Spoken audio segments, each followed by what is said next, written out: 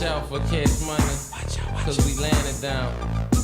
Money making is my thing, cause I'm trying to be rich, trying to put away meals. That's why I'm in the studio dropping hits, dropping rap after rap like you sell key after key. Backed up by the best fresh, dropping beat after beat. My clique is the hot boys, especially we so high and dangerous if we ain't beef with the whole block. No fading us at all, player, cause we roll too deep. With AKs off safety, knocking busters off their feet. I go by the name WG.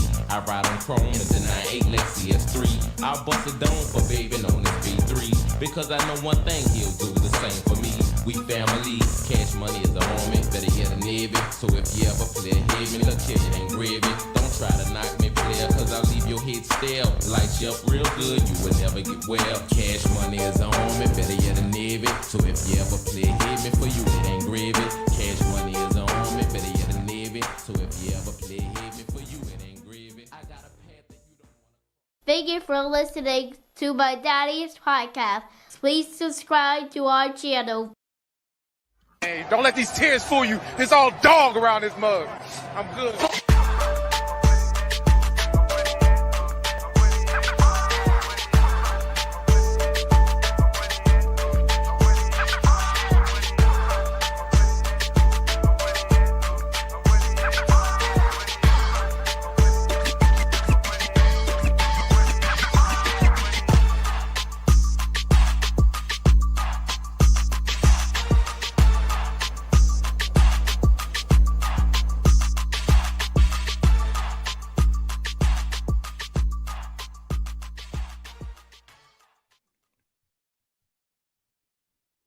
Hey, what's going on, Who Dat Nation? It is yours truly, Timothy J. Jones. And yes, I am the host of the State of the Saints podcast. And thank you so much for checking out the State of the Saints podcast, where we talk New Orleans Saints. I really do appreciate your time.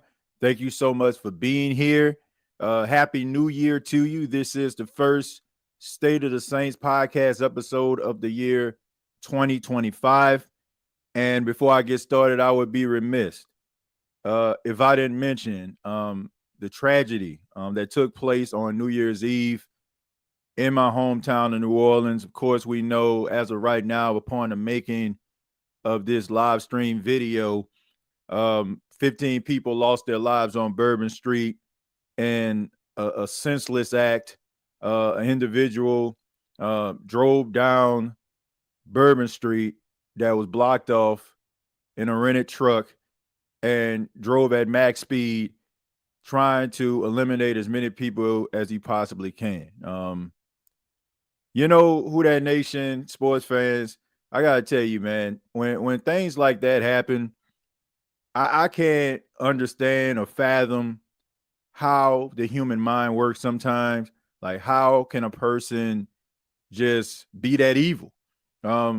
To have that type of evil just roll around in their heads, you know, it's just unbelievable, man. You have people that were ready to celebrate the new year, probably was down in New Orleans because they never been, probably, were there for the Sugar Bowl. I mean, whatever reason it was just senseless and it was sad, man. So my prayers go out to the families of those individuals. And I also want to say this. I know that we live in a social media world where people are trying to get as much attention on themselves as possible. You know, somebody that basically started from the lab, the bottom, in the mail room, and tried to build a brand in his own right. I understand what social media can do to be able to help you elevate yourself. But I just think that there comes a time where we shouldn't be using social media for elevation. And I'm seeing videos online of lifeless individuals in the middle of the road on Bourbon Street. And, you know, people are, showing a video of guys, running running people over. And I just have to ask you, if that was your family member that was running for their lives, that your family member that was ran over in the street, their lifeless body on the street, ask yourself this question: would you want people to be filming and posting and sharing and getting people to like your videos or retweet a video of your family member lifeless on the ground? I mean, I'm going to allow you to answer that question, but all in all, man, I just think that, people need to understand there's a time and a place for everything. And, it's unfortunate that we go through those type of lengths just to get a little attention on ourselves. But I do want to say rest in peace to those individuals. New Orleans, it is my hometown. I no longer live in New Orleans, of course. I live in South Carolina now because of work. But, New Orleans is my home, always going to be my home. And, every time I go there, I feel like that young kid, I still can ride around, not get lost, like it's your home. So rest in peace to those individuals, and prayers go out to those family members of those that were lost. But on a much less somber note, on this edition, we're going to be talking about some decisions the New Orleans Saints are going to have to make this offseason. Some people are calling this offseason one of the most important off seasons in franchise history. And some of you, this is probably the most important off season that you ever seen. I always go back to the times where I was growing up in the 90s, where the Saints weren't that good. And, you always were looking for answers and change to try to make your misfortunes more fortunate. But now it seems like, a new generation has come along, and they don't know the hardships of Saints football. This is the darkest it's been for a lot of you. And it's no fault of your own. And I'm not sitting up here talking about, oh, you were a Saints fan, 06 Saints fan. Like, we only can be judged by the era in which we're in, right? Like, that's what the era that you came of age in. So you can't be blamed for your allegiance at the time. But this is an important offseason, and the Saints are going to have to make some very, very serious changes. And I think we've already talked ad nauseum about some of the things that we feel the Saints need. And it's so weird because in years past where the Saints were, relatively prosperous, even though they didn't make the Super Bowl, they still went to the playoffs, made a decent run in the playoffs, but it never was to the magnitude where in the offseason we're like, we need this, and that. It's normally like maybe one position group, maybe two, right? It's never of the magnitude of where it is right now. The Pro Bowl voting has come out, and we have the Pro Bowl selections that are available now. And there are no New Orleans Saints players that made the Pro Bowl. And sometimes, we would have these shows about how guys got snubbed and how this guy and that guy deserves to be on the list. But I think we're all in agreement that nobody on the Saints team deserves to be in a Pro Bowl, including those that have been usual suspects in the voting.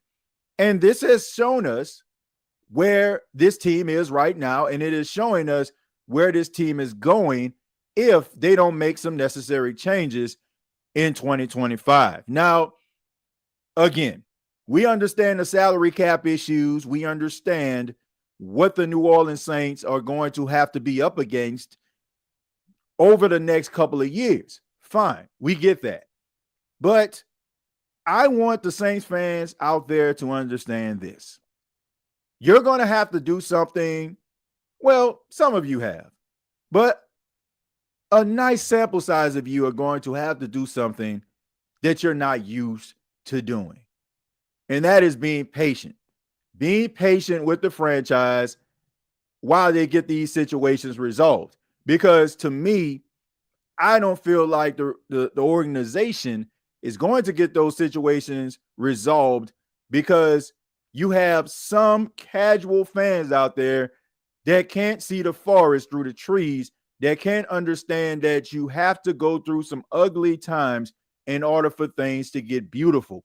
And in this case, you're going to have to look at the positive, the things that are getting better versus what they actually are right now. For example, you have people out there that started the season with Derek Carr saying about him that he's not a good quarterback. They need to start Spencer Rattler. They need to start Spencer Rattler. They need to start Spencer Rattler, right? And We know that the offensive line has been injured. Offensive weaponry has been, out of commission. We know that this team has struggled when it comes to the injuries, right? But they throw in Spencer Rattler due to the injury of Derek Carr, and they're judging him as if he's a 3-4 year quarterback that has all the weapons at his disposal.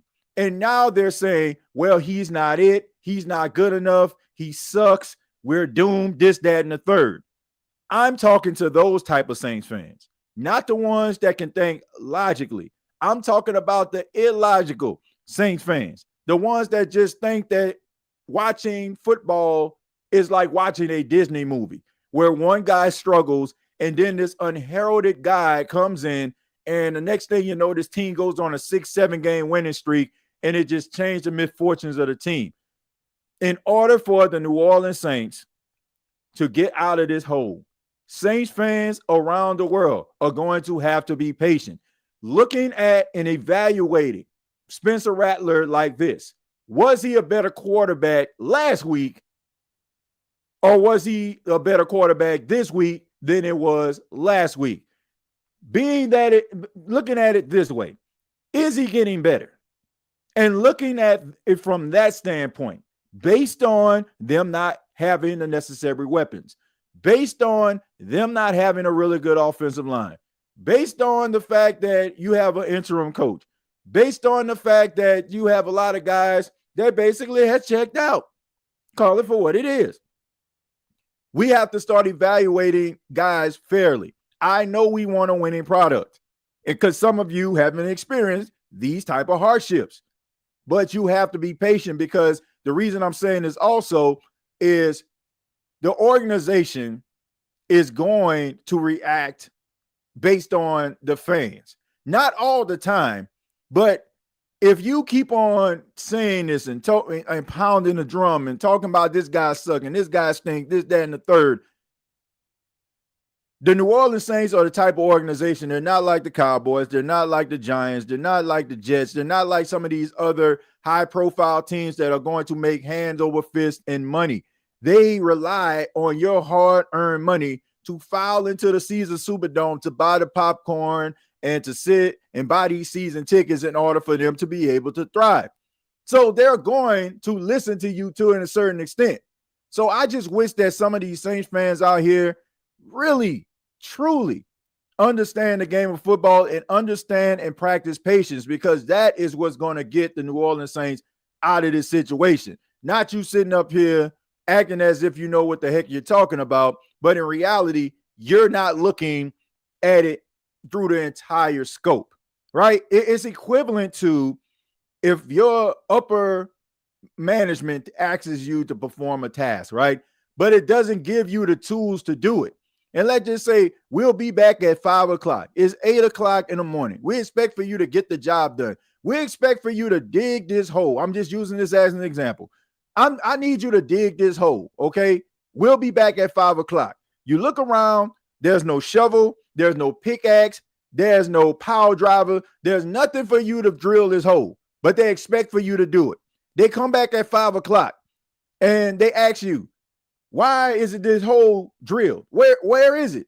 Well, I didn't have the tools. What do you mean you didn't have the tools? We asked you to dig a hole. Well, sir, I didn't have the Well, we asked you to dig a hole. Why isn't the hole there? Does that make sense? It doesn't, right? So why would we sit up here and judge this dude like he's an all-world quarterback, or should be an all-world quarterback with minimal weapons? Why do we expect the best out of a football team when we know for a fact that they're not very good and they don't have the weaponry in order to give us the results that we want? That's all I'm saying.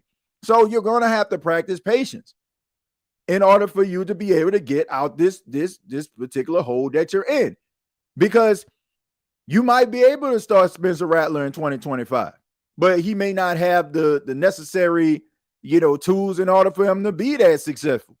He might get a little bit better, but if he doesn't, at least we know that you need to go in a different direction. And also, when the hiring of a new coach, I say that to say this. If they bring in a new guy who is inexperienced. This is his first coaching stop. This is his first time being able to organize a team. We look at the Saints salary cap. We talk about it all the time. We look at the Saints limitations. We talk about them all the time. We have to understand that just because they have a coach come up in here, it still means that the Saints are limited. They're still limited. So we can't just, hire somebody and just think that the Saints going to the Super Bowl. I think that if the Saints play their cards right and they do the necessary things, they can be in contention maybe 2026. But I am looking for the New Orleans Saints to try to build. So Saints fans, I get it. You got the pitchfork in your hand, you got the torch in the other hand, and you're ready to go down there and burn the thing down. But the reality is you're going to have to be patient or you're going to be miserable. It's just plain and simple. It's rather you're going to roll with the punches or you're going to be miserable. There are no ifs, ands, or maybes about it. You're going to be miserable. So I'm just telling you firsthand, off the rip, that if you want to keep your sanity and, you want to maybe, continue to watch Saints football, you're going to have some patience. Plain and simple.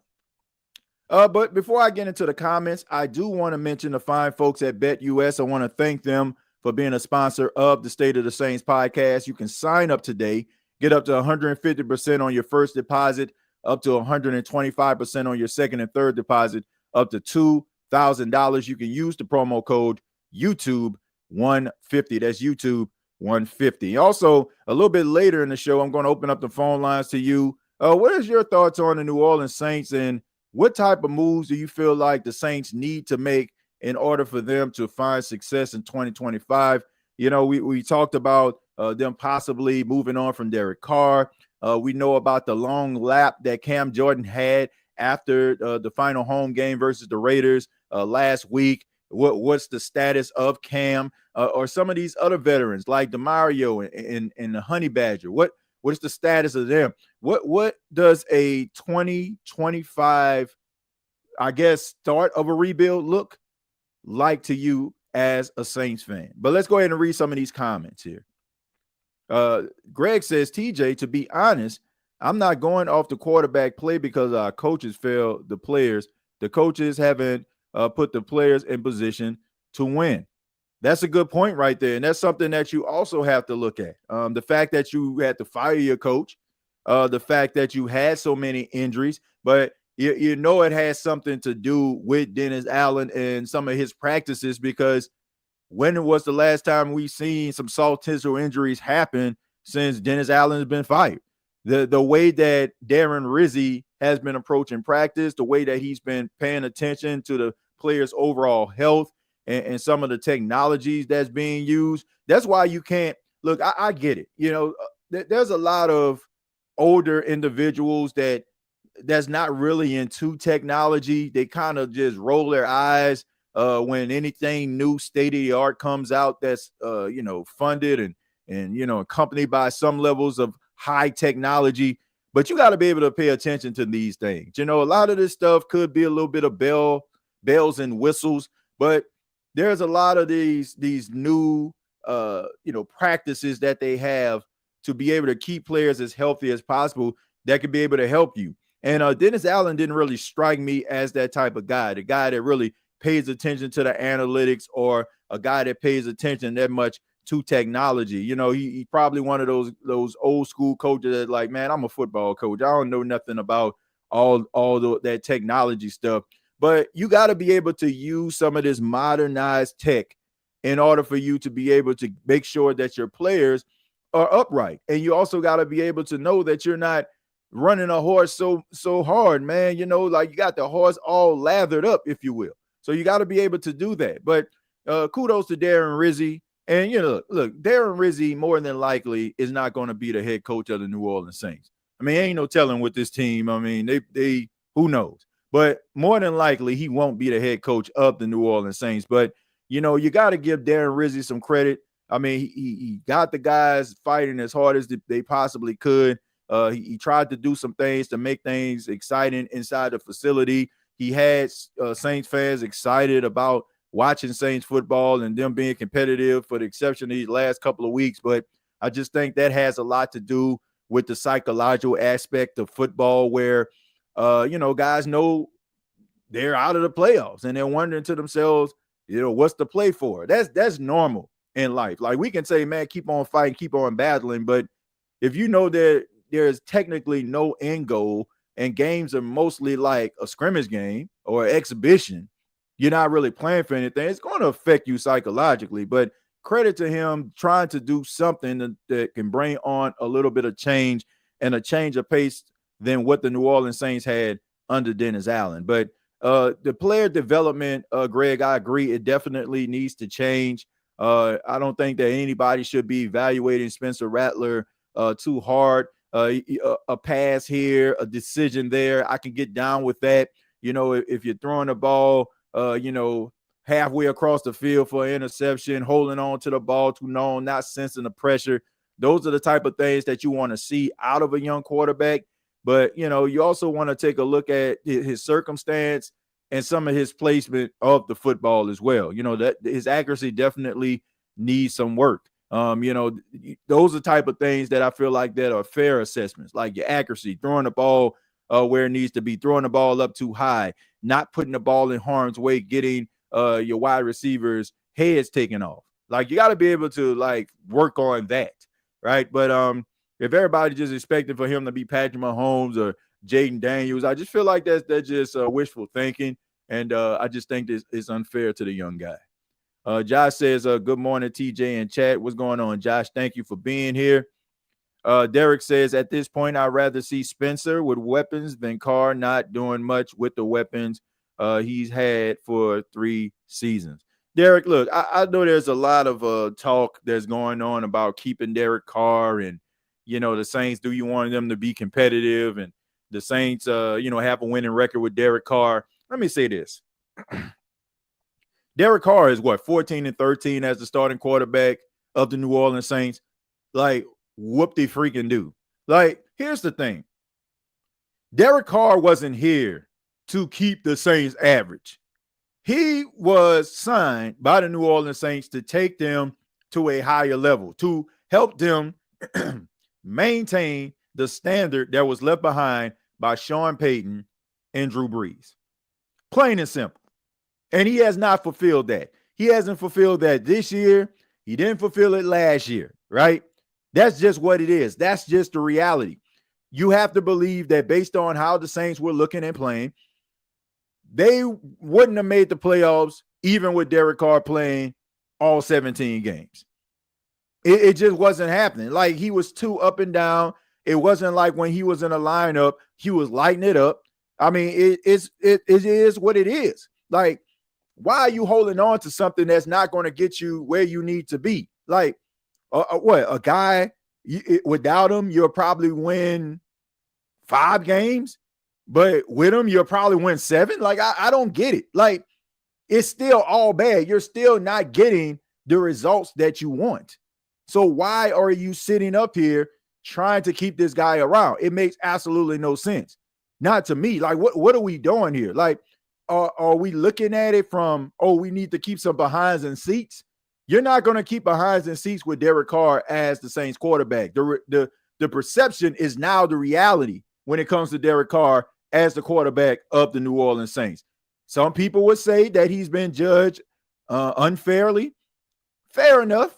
But at the same time, when you are paid a 4-year, $150 million deal, you got $100 million guaranteed, despite what that may look like when it comes to the salary of a starting quarterback in the modern NFL. Still, Saints fans expected for you to make players around you better and elevate everybody's play and win because of you. And that ain't happening. So what are you keeping him around for is my question. You're not winning because of him. And while you can win with him, you need fortunate circumstances to arrive in order for you to maintain success. And if you incorporate the fact that the Saints defense now is in shambles, and that was the calling card, that's what at least we were counting on while the offense figure it out. That's even a disaster now. So if you have a quarterback that you can't win because of, and you got a defense that can't stop traffic with a stop sign, why are you keeping him around? You're wasting everybody's time. Honestly, you're wasting Derek Carr's time. Because like I said, Derek Carr is not the type of quarterback that you're going to win because of, but you can win with him. If Derek Carr goes to the 49ers, let's just say Brock Purdy experiment, it becomes a little bit of a disaster or whatever. Like he crashes back down to earth, right? And Derek Carr is the backup quarterback of the 49ers. It's not out of the realm of possibility that Derek Carr, surrounded by George Kittle, Deebo Samuel, and a healthy Christian McCaffrey, that he won't help the 49ers get to the postseason. That's not out of the realm of possibility. Like I said, you can win with him. So I feel like that's not fair to him either. So I just feel like it needs to be an amicable separation between the Saints organization and Derek Carr, because you're not going to get the results that you want. And I honestly do not feel that Derek Carr is the guy that is going to help you through these adverse times. It's only going to exacerbate the situation, because although Spencer Rattler is the quarterback and he hasn't won a game, people can kind of understand why he's not winning a game. He's young, inexperienced, and he not working with anything. Versus a guy that's been in the league, is going to be year 12 for him, who has been in the league. The league should have slowed down for him. And he's at that stage of his career where if you've been in the league for a decade, that means that you are supposed to be able to lead a team somewhere. So I just think that it's just time for, him to maybe exit stage left and for the Saints to move on from that. But that's just me. I don't think we're going to be a good team just because of our offensive coach.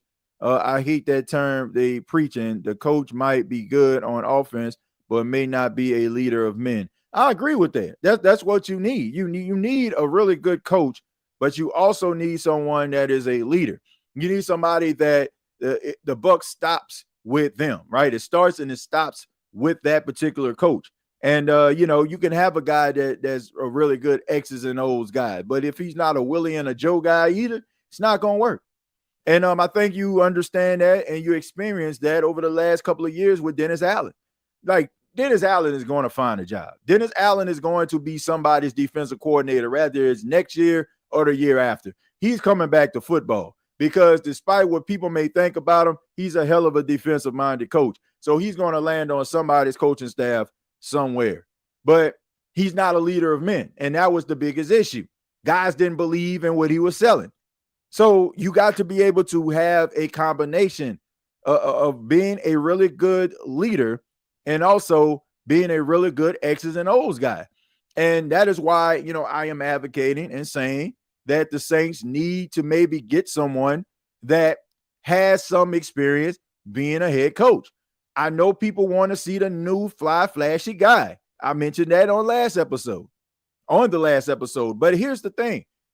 That may not be what the Saints need right now.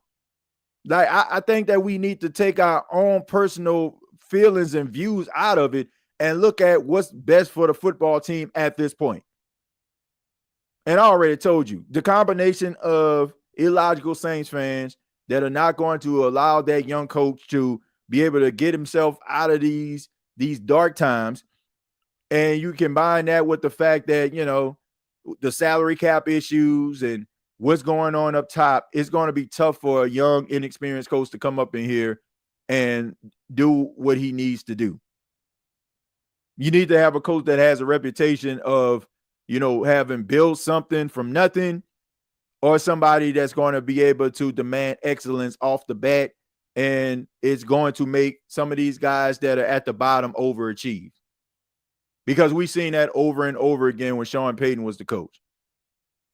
Guys that had no business being in the lineup, doing what they were doing, being as good as they were, contributing in the way that they were, they made plays. And that's what the Saints need. If you don't have that, then guess what? You're wasting your time and everybody else's time. That's why, to me, once again, I strongly believe that the Saints are going to hire John Gruden. And the reason why is because of all the things that I said. Until I'm proven otherwise, that's why I feel like the direction the Saints are going to go in, unless he gets like a more attractive job, like maybe coaching Trevor Lawrence in Jacksonville or something like that, or maybe even going to Chicago. But I just think that you look at some of the coaches out there, like Ben Johnson, like Brian Flores, those guys are probably going to be first in line for that. People are probably going to ask themselves, like, do I want to deal with this whole John Gruden situation fiasco? The Saints have something really good going for them. And shouts out to the people that have been talking about this. The Saints the Saints are a mom and pop shop, for better or for worse. Nobody really knows exactly what's going on within the organization. They don't really tell anybody anything. And I know for a fact, like me talking on the sidelines to, individuals that, that cover the NFL, how the Saints work, and among NFL, reporters and people that are within the NFL, is very frustrating sometimes for them. Like, because the Saints don't really, they don't really expound on things. They don't really address things like that. So they really don't know exactly what's going on.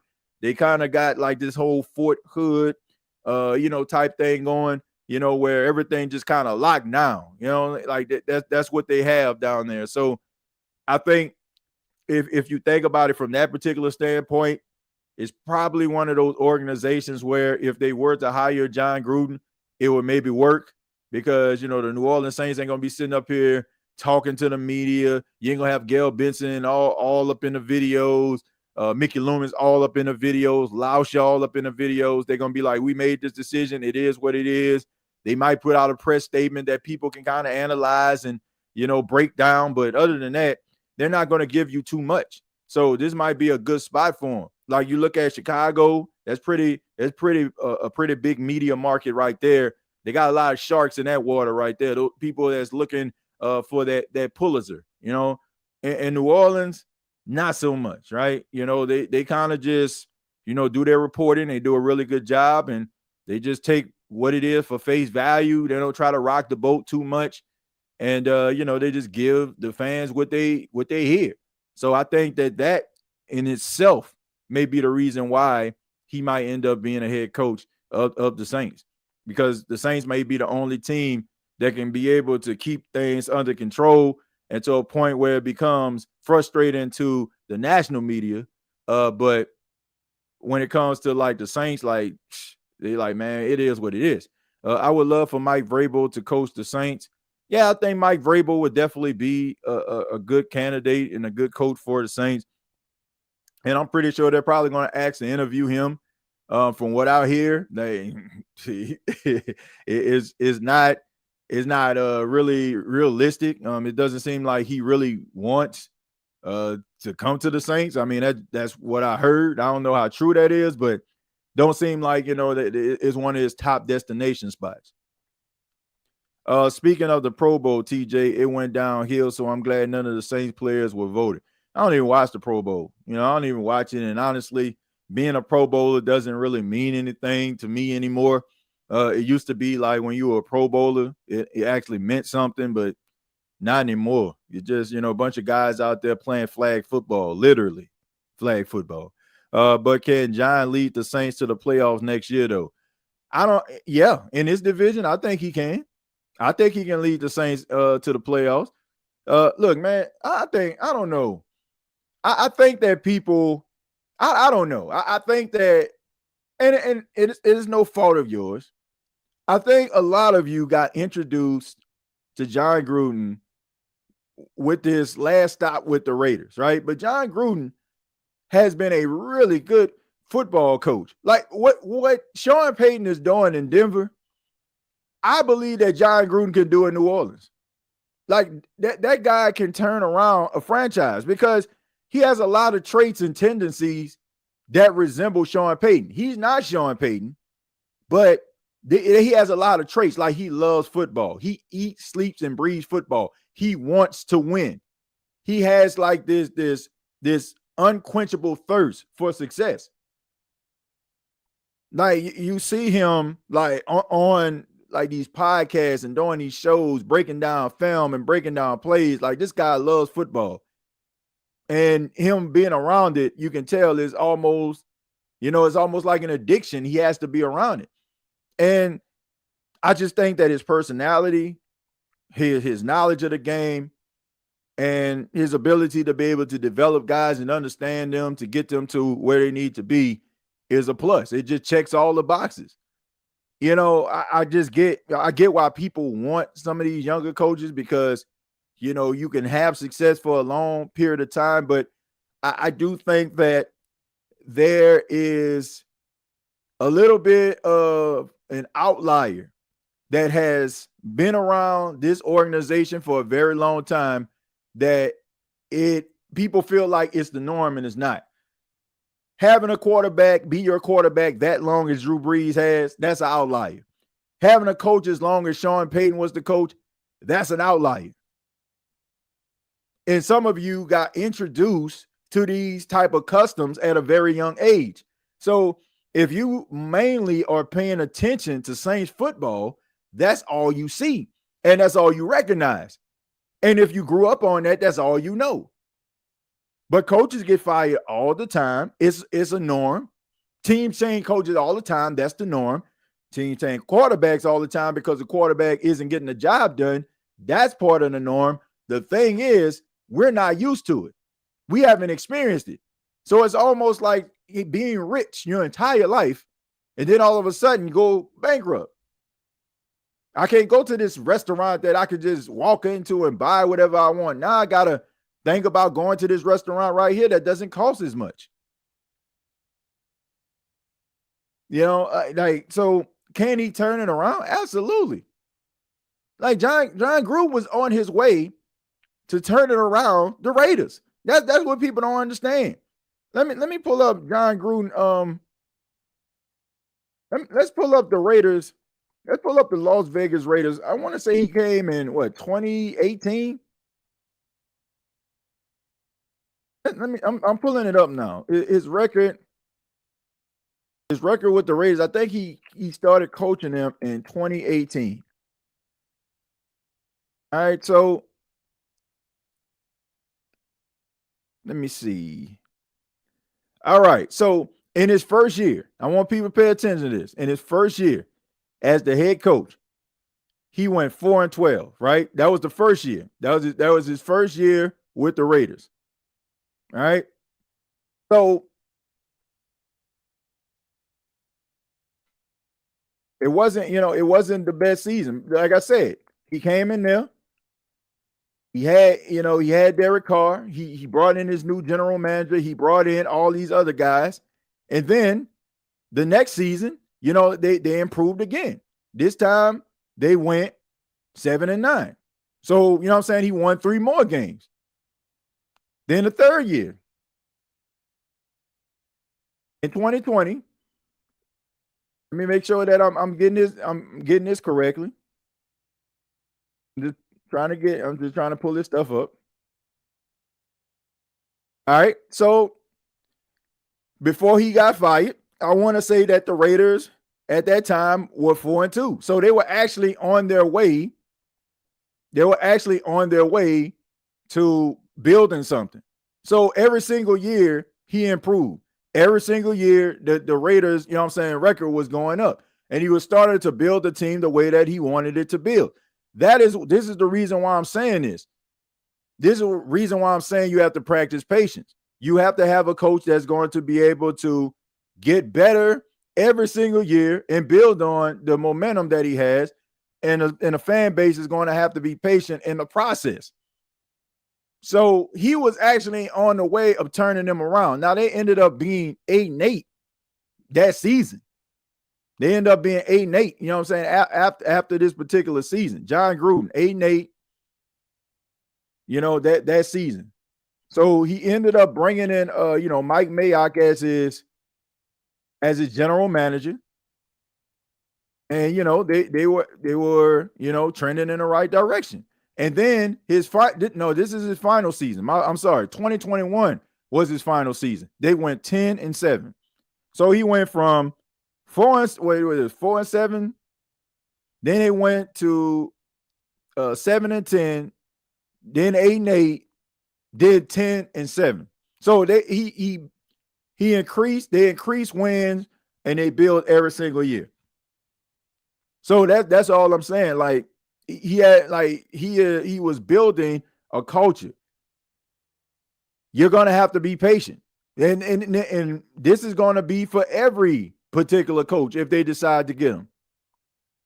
It's gonna be like that every single time. It's going to be like that every single time, like especially like dealing with this salary cap issue. Any coach that you get, doesn't matter if it's him, Vrabel, or anybody else, we can't judge these guys on these first couple of years. Like it kind of got to be, you kind of got to look at the positive more so than the negative in the first year, and then maybe in 2026 when the salary cap issues start to get a little bit under control. Then we can sit up here and start talking about, oh, what did he do and why the team looked the way that they do, et cetera, blase. But whatever, you know what I'm saying? Whatever it is. So I want to say he came to them in 2018. So let's see, Raiders record from 2018 to 2021. And I want to say 2021 was the last year was the coach. So like I said, they were 4-12 in 2018. Then they went to 7-9. Then they went to 8-8. Then they went to 10-7. All right. So in 2018, they were fourth in the AFC West. 2019, they were third in the AFC West. 2020, they were second in the AFC West. And in 2021, they were second in the AFC West. Now think about this. Who was in the AFC West, right? You had the Denver Broncos. You had you weren't beating the Chiefs, all right? I mean, that's just what it was. Like, the Chiefs were dominating, right? They got Mahomes. So you were second the last 2 years of your coaching tenure. If you going in a tough AFC, you're playing against AFC opponents, and you're playing in the AFC West, you go from that to playing in the NFC South. So he was able to slowly, gradually turn around that team in the AFC West where Mahomes and Andy Reid reign supreme, and you playing against some of them top-tier quarterbacks in the AFC. You don't think that he can actually have the Saints with a winning record or close to a winning record probably in his first year? I do. You need something like that. JT says, TJ, who was his quarterback? Derek Carr was his quarterback. We not going nowhere. Mickey Loomis running this. We have a bad roster. Yes, we definitely have a bad roster. We definitely have a bad roster. Absolutely. So, I mean, but yeah, I definitely agree with the whole Mickey Loomis thing. They need to move on from that. They need to go ahead and move on from that, but it don't seem like that's going to happen. They're going to allow him to keep on doing what he's doing, and it's going to be a disaster. But I'm going to go ahead and put that link in the comments. So what are your thoughts on this? What are your thoughts on the Saints and the salary cap issues? What do you feel like they need to do in order for them to improve? You know, what if you can be the GM and you feel like the necessary changes that need to be made, what would it be? I mean, we can talk about the NFL draft, but like I said, I think the Saints can go in any direction. But if you can't get the quarterback that you want in this draft, to me, I think you have to go with the interior. You got to work with the interior lineman. Like I'm drafting Mason Graham out of Michigan. You know, I think the Saints need a guy that's going to be able to help them stop the run. You know, I like Brian Brzee, but I think Brian Brzee is more of a pass rushing, interior lineman. He struggles, and he's a little bit of a liability in the run. So to me, I think you have to start on the interior, or even as drafting an offensive lineman. I wouldn't be upset with that either. I mean, you can go any route that you want to. Let's go ahead and we're gonna start with Josh. Josh, how you doing, man? Hey, what's up, TJ? Hey, how you doing, Josh? Thank you, man. Thanks for stopping by. What you got for us today? If I sound a little bit winded, I just got back from my exercise and I got hat hair going on and everything. So sorry about all that. Nah, that's all right, man. I so my opinion is to do what you've been suggesting for the last year and just go full rebuild mode. Mhm. I was it you the other day that said T. Higgins was out there and we should make a play for him? Because I completely disagree with that. Because if we just keep going after these sort of like star players and from other teams, we'll never get to that rebuild mode. My personal opinion, and this is just being real, Mhm. I believe that as it stands, we are at least 5 years away from being a serious threat to the Super Bowl, and that's if we do everything right. That's how bad it is because of like everything that's happened in the salary cap situation. Now, with the salary cap, people can keep restructure and kick the can down the road and all that, but that only works when other people from other teams want to play for you, and people on your team want to play for you. Right. That's why that worked in the Sean Payton era because everybody believed Sean Payton had a chance of getting them to the Super Bowl. Nobody believes that about the Saints right now. So Right. we're just not going to be able to do that. I think we should really just go 110%, suck for a couple years, even if it's 1-14 or I'm sorry 1-15, however many games we play. Draft some young talent and just build from there until our salary cap situation is back under control the right way. Roll with Spencer Rattler in the meantime, and he's going to have some bad years, there's no question, but there's just no getting around it. So, because the only other thing we can really do is we can do this whole thing we've been doing for years, right? Mm-hmm. Which is, figuring out how to restructure, kick salary cap stuff down the road and all that.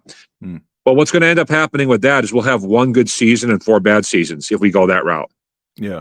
So I think it's time to just absolutely 110% just go full throttle, get rid of everybody. Let Alvin Kamara, I know you disagree with this, but let Alvin Kamara go to a team where he can actually win a Super Bowl while he still has some youth left. And just get rid of everybody and start all over. Yeah. I look at it this way. As far the first thing with the whole T. Higgins thing, I didn't say they needed to draft him. I said I was talking to an NFL scout, and Sean Payton at the time wanted T. Higgins, and the Saints were coming up with a package in order for them to try to move up to acquire T. Higgins back when he was getting drafted, and they didn't do it because Cincinnati drafted him before the Saints can actually get together that package. But as far as like the whole rebuild process, I definitely agree that they need to approach, the off season as a rebuild. But I also feel like they need to get better when it comes to the draft process. Because, Josh, you can definitely attest to this. Where you are right now out there. Looking at Green Bay and their practices, like they only have 2 guys over the age of 30 on their team. And a lot of these guys that are their core guys are the ones that they drafted, from Jordan Love, Romeo Dobbs, Christian Watson, Tucker Kraft, Luke Musgraves, Jair Alexander. I mean, all these guys that are like extremely instrumental in their success they drafted. And also the Steelers, who get rid of a player a year too early and then a year too late. I think that is going to get you out of your situation, because you get these guys on a rookie deal, you can use them, and you don't have to worry about exhausting a cap. Now you're going to have to think about that once they're up for a new salary. It's kind of like back in 2017 when the Saints had that really good draft with Kamara and Lattimore and Williams, etc. So at least you actually have a start there. So the draft would be my next thing. Definitely what you're saying about players not wanting to commit to the Saints because they look unattractive. I definitely agree with you on that, right? Because Washington, I'll use them as an example. Washington at one time was not a good destination spot, right? Who was their quarterback? But now, how good Jaden Daniels is, I guarantee you they're going to have a wide receiver or another player that is going to be influenced by Jaden Daniels' play to listen to the Commanders. Probably a couple of years ago, that wasn't happening. So if you're going to do that, you're probably going to need a coach that has a reputation, because that is the only way that you're going to be able to solicit talent. But that's down the road, Josh. You got to fix this cap situation before we even start talking like that. But all in all, like I definitely agree with what you're saying. Like they're going to have to do a rebuild. What the record would look like and what it would indicate or what it entail, like we don't know. But I definitely agree with you when I feel like you need to close the books, commit to drafting, and just embrace the suck, as I've been saying. Yeah. Well, I got a couple more things before I get off and let the next caller in, but I'll make them quick. The thought hit me the other day, we should go after the dude from the Chicago Bears, because he sucks as a head coach, but he's a good defensive coordinator too. And that would be a pretty good reply. I forget his name. It's Matt something, I think. Matt Eberflus. Yeah, I feel like we could bring him on as a defensive coordinator over the summer. I feel like that would be a good direction to go. So before I make my last point, I'll ask your opinion of that. Well, I'm not objective to guys, definitely who are better coordinators than coaches. But as long as Robert Saleh out there, Josh, it's hard for me to like go against anybody, like go against him. Like until somebody locks him down and he's no longer. But Saleh wouldn't come here as a DC. I don't think he would do that. I think he would. I mean, what gives you that indication? Like nobody, like at this point, for like right or wrong, nobody's gonna hire him as a head coach right now. Like he still has, like, it's not his fault. Like it's already been proven. Like when they fired him from the Jets, they got worse, right? Yeah. So it's already proven that it wasn't his fault. But at the same time, he still represents a dysfunctional, bad organization. So he needs to kind of sit down for a couple of years before that becomes reapproached again. So in the meantime, I feel like, maybe he could end up being a defensive coordinator on the team. And why not the New Orleans Saints? If the Saints can actually get someone that at one particular time he was attached to. I guess two more quick ones. I'm sorry. Is there any way to get rid of Mickey Loomis? I mean, I feel like since it was, I don't think it's possible legally, because like, since it was the position was left to him in Benson's will and everything, I don't see a legal way around that. Like how do you just fire somebody whose position was literally left in a will? Well, the general manager position wasn't left in a will. That's just what he was. Him being an executive vice president, third in command of what happens with the team was. So, it's two different things here. And regardless of that, Gail Benson runs the show. Like she's the one that makes the deciding fact. If she feels like he's not doing a really good job, she can tell him they are going in a different direction. Kind of similar to Mickey Loomis wanted to keep Dennis Allen as the coach, and Gail Benson got with her team and overthrew what he was talking about. Like, so as long as Gail Benson is okay with it, then he'll remain that. Or if he just decides to step down, which to me is probably going to happen, Josh. Like that is not going to ever be Mickey Loomis is fired. Is always going to be like, oh, he came to the conclusion himself to try to help him save face. But unless he decides that he wants to step down, or Gail Benson intervenes and says this thing is just going too far, we need to go in a different direction, Mick, he's going to remain the general manager. It's just that plain and simple. Yeah, probably. And so my last point, this is old news, but I've been wanting to ask you this for a really long time, and I haven't been able to call it in for a really long time. Yeah. What did you think of Michael Thomas's whole rant on Derek Carr? Because to be quite honest, to me, it really made Michael Thomas, and I understand the problems with Carr and everything, but it made Michael Thomas look real weak. I mean, he made out a tweet. Derek Carr needs his butt kicked, right? He actually said that in one of his 10 tweets. Yeah. And I'm thinking, dude, you know exactly where Derek Carr lives. You have his phone number. You know how he moves. You know where he's going to be on any given day. And I think you still live right down the street from him. If you want to do that, why are you talking about it on the internet? Just go to his house and, bang it out with him. So I you know what I'm saying? Why he's got to use the internet to act like a tough guy when he knows exactly how to catch up with Derek Carr. You know what I'm saying? Yeah. So to me, that was just weak sauce ass stuff. I'm sorry. I didn't mean to swear. No, that's okay, but man. I want to hear what you got to say about that. Well, I think that I think it was a combination of frustration, anger, and a lot of other things that was going on. I just think that Michael Thomas is just frustrated, like the fact that he felt like he was getting back into a little bit of a groove. And, man, wide receivers are kind of picky about some of those passes that they catch, man. They feel like there's a trust issue between him and a quarterback. If a couple of these passes are a little bit too wide and you're leaving me exposed in this, right. that, and the third. So I think it was a frustration. It was frustration.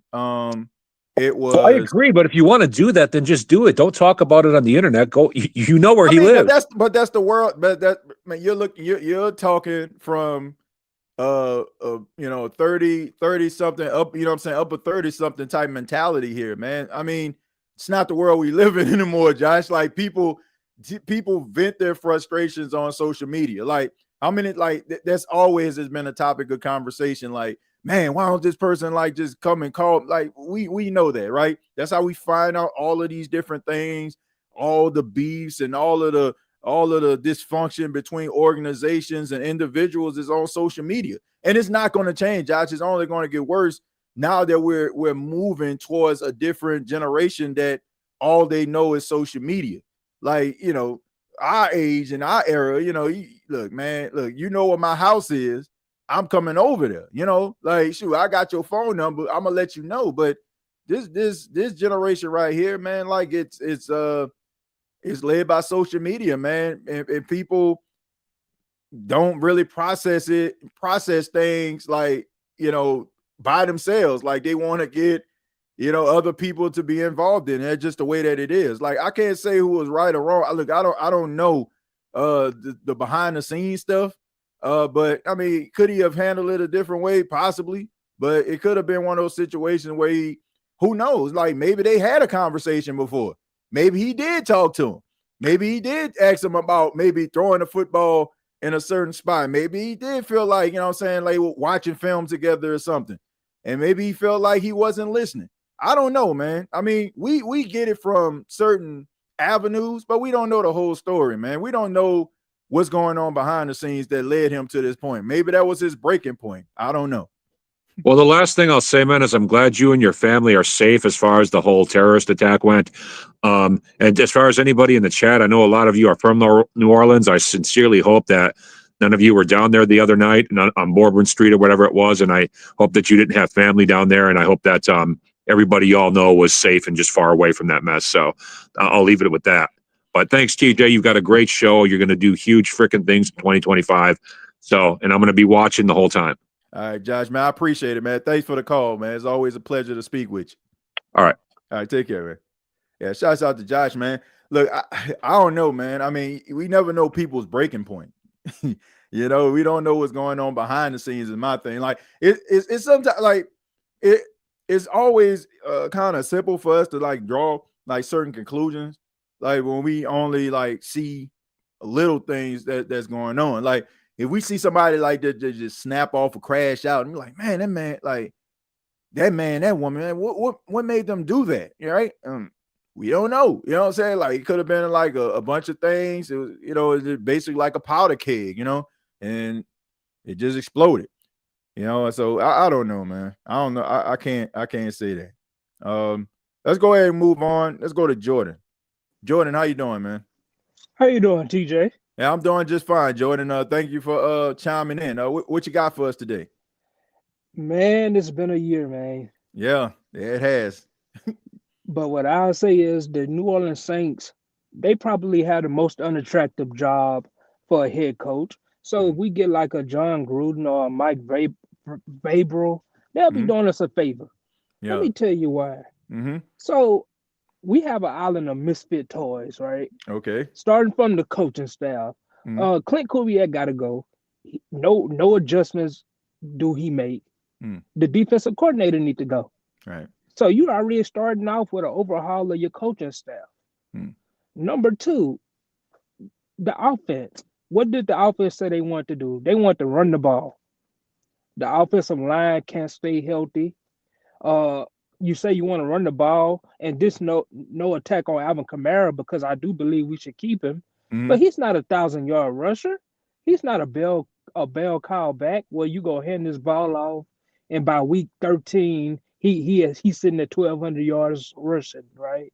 That's just not what he is. That you're not using him correctly. Right. So now you have to go find you a running back. You have to replace your offensive line.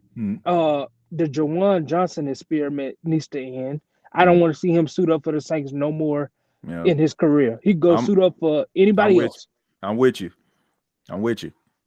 And then the biggest glare, we don't have a number one receiver. We don't.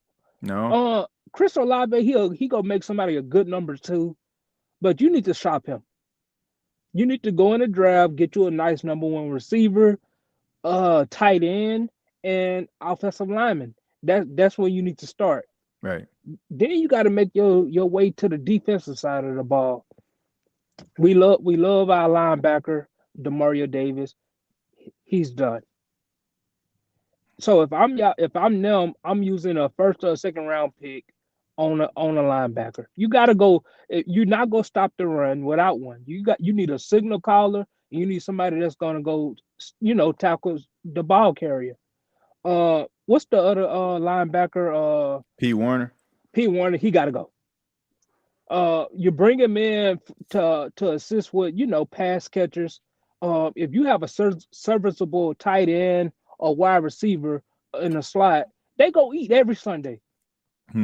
He benefits you none. I would shop him. And then on top of that, we know you got to keep something, so you keep your defensive line, but you got to go get a DT. You got to. As you're not gonna make it in this NFL if you can't stop the run and you can't rush the pass. Well, Jordan, I mean, you touched on a lot of things, and I'm gonna go ahead and start from a few things that I heard you mention. You talked about Alvin Kamara not being 1,000-yard back. I believe he is 1,000-yard back, but you definitely need a complimentary back to him. Kendre Miller, I think he's talented, but doesn't seem like he's a student of the game. Like there's so many talented football players that can't make it in the NFL because they're not students of the game. Like it's so much that goes on other than just we're gonna give you this football and run left to right, up the middle. And it doesn't seem like he's grasping that concept. I was very disappointed in what I seen from him in that Raiders game.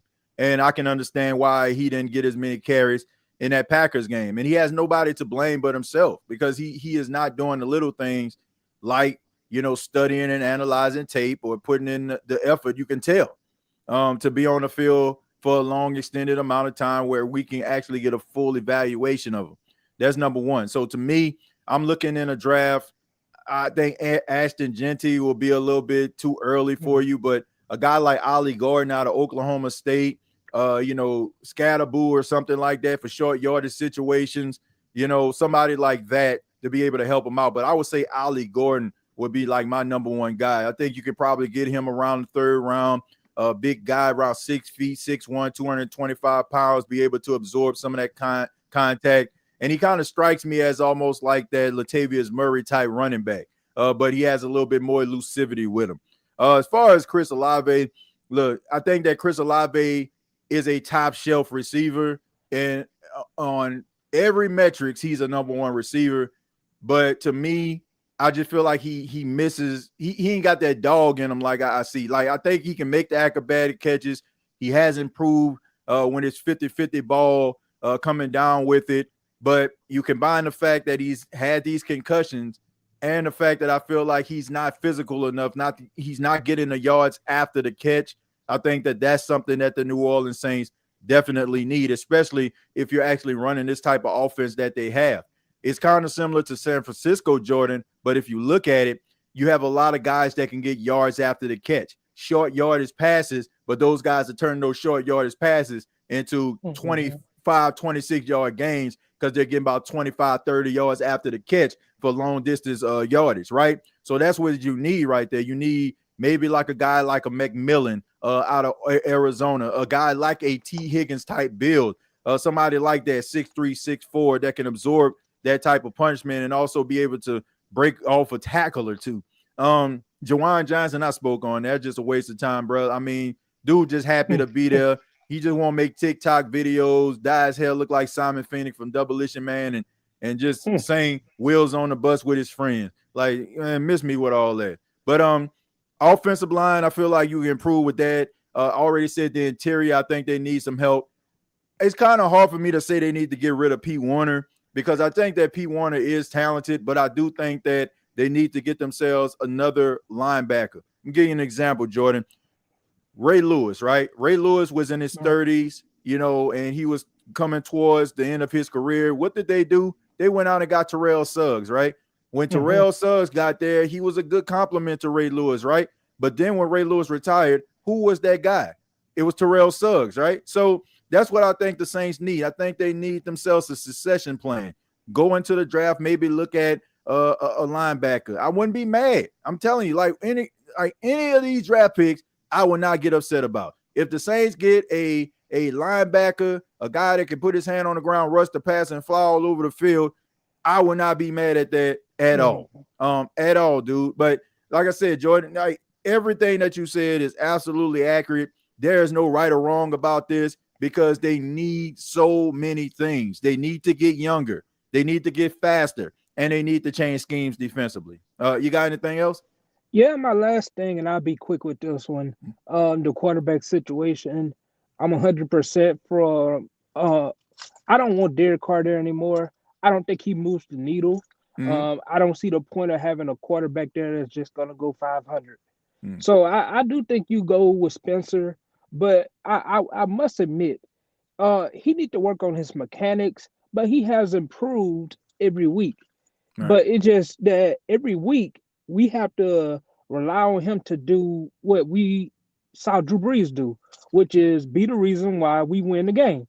Right. And if you got a rookie quarterback, that's not a good plan to have because now he threw a few balls that if we say, for instance, if we were in the game or we were sitting with maybe a 7-point lead, he wouldn't even attempt those throws. Yeah. So a few interceptors, I have to say wasn't even on him. Now it had like 4 or 5 passes last game. Wide receivers just dropped the ball.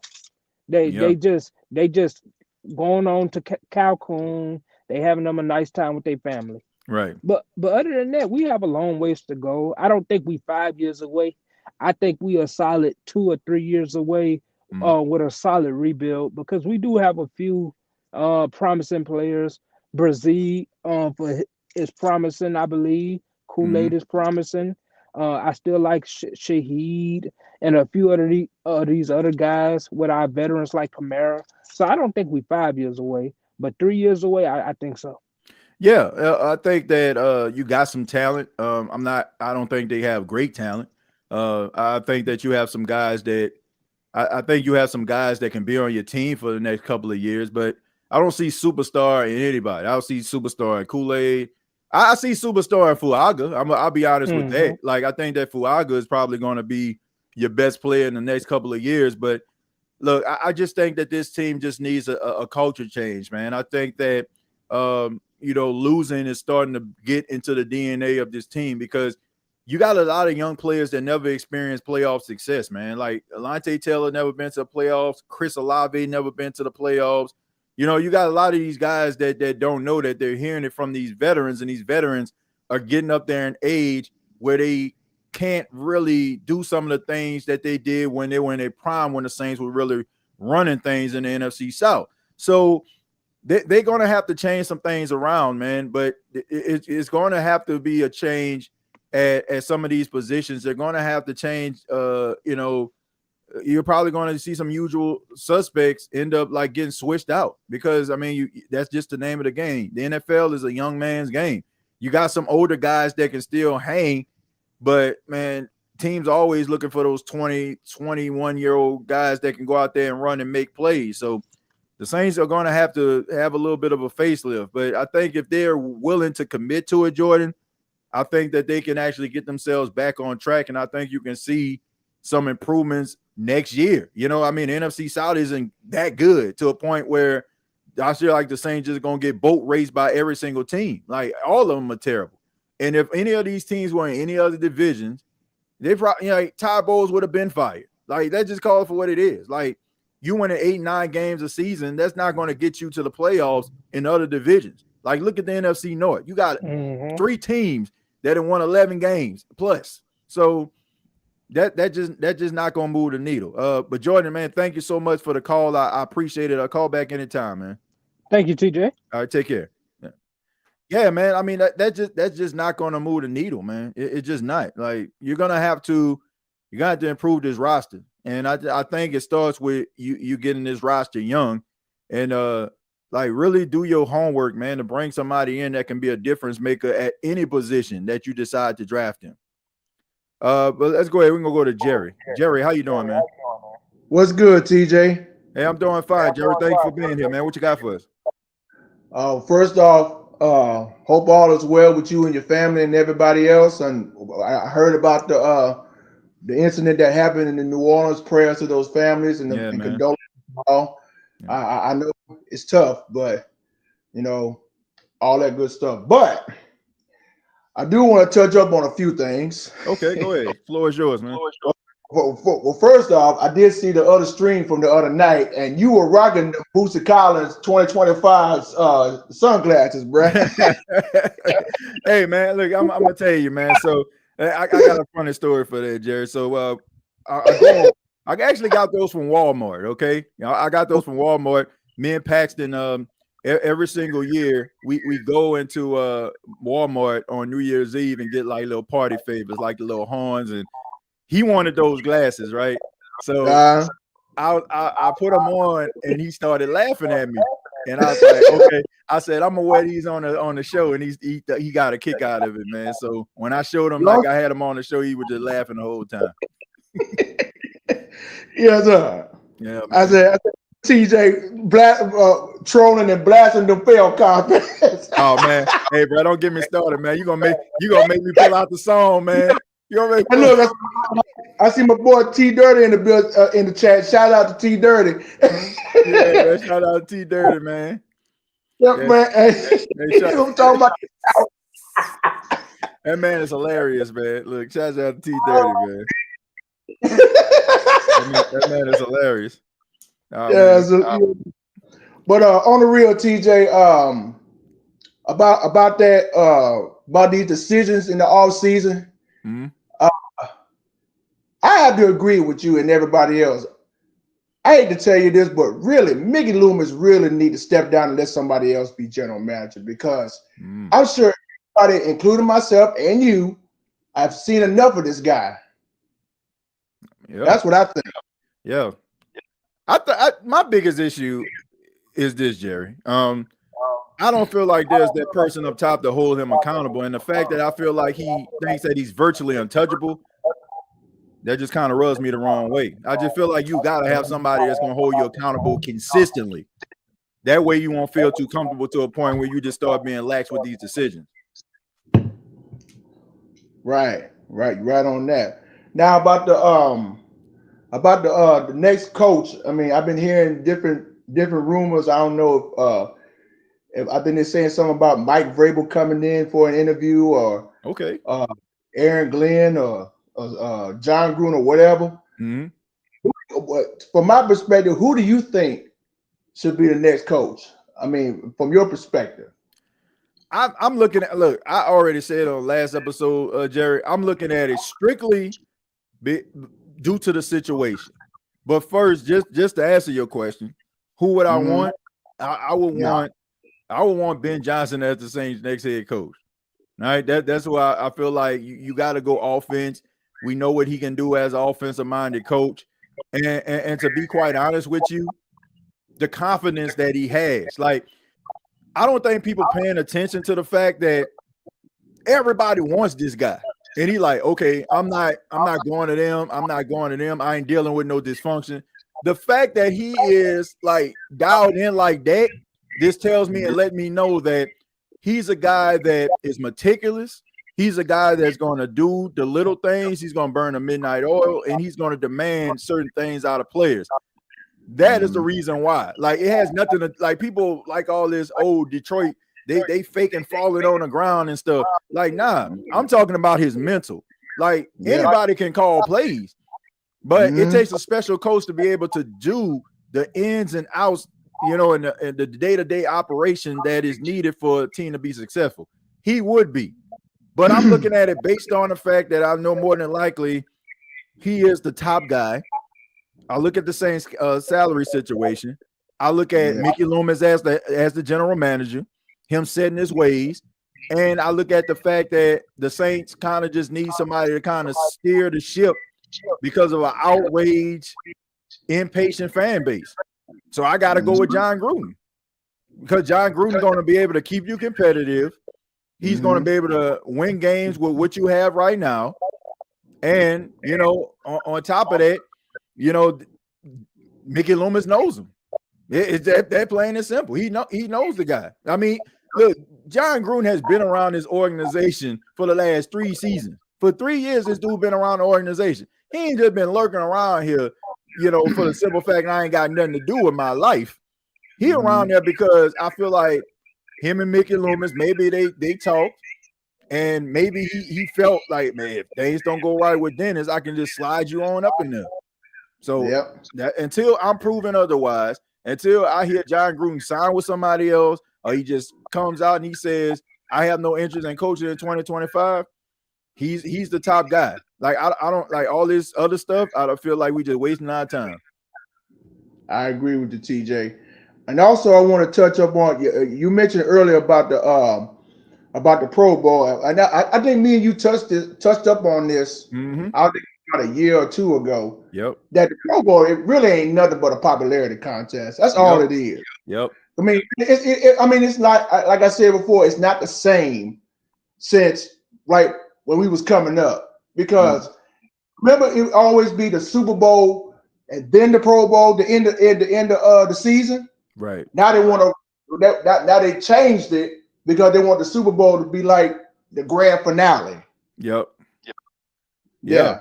Look, we mentioned this because I want to say we were talking about Demario Davis being snubbed 1 year or something like that. It was something of that magnitude. But yeah, we talked about like it just being a popularity contest. To me, I don't even know what to make about it anymore. Like if they canceled the Pro Bowl, I wouldn't care. Like, I don't even at this point, I don't even know why they have it. You might as well, like, honestly, what the NFL may need to consider is, let's just say, for example, you put it inside of a player's contract to show up to something like a meet and greet or something like they can do something with the fans, right? Like almost like a football Comic-Con or something.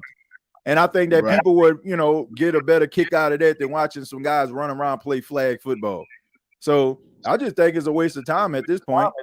But it is unfortunate that you don't hear any Saints players being a part of the Pro Bowl. You know, I mean, that does tell you like how far the team has fallen that you don't even have one Pro Bowl on the team. No, you don't.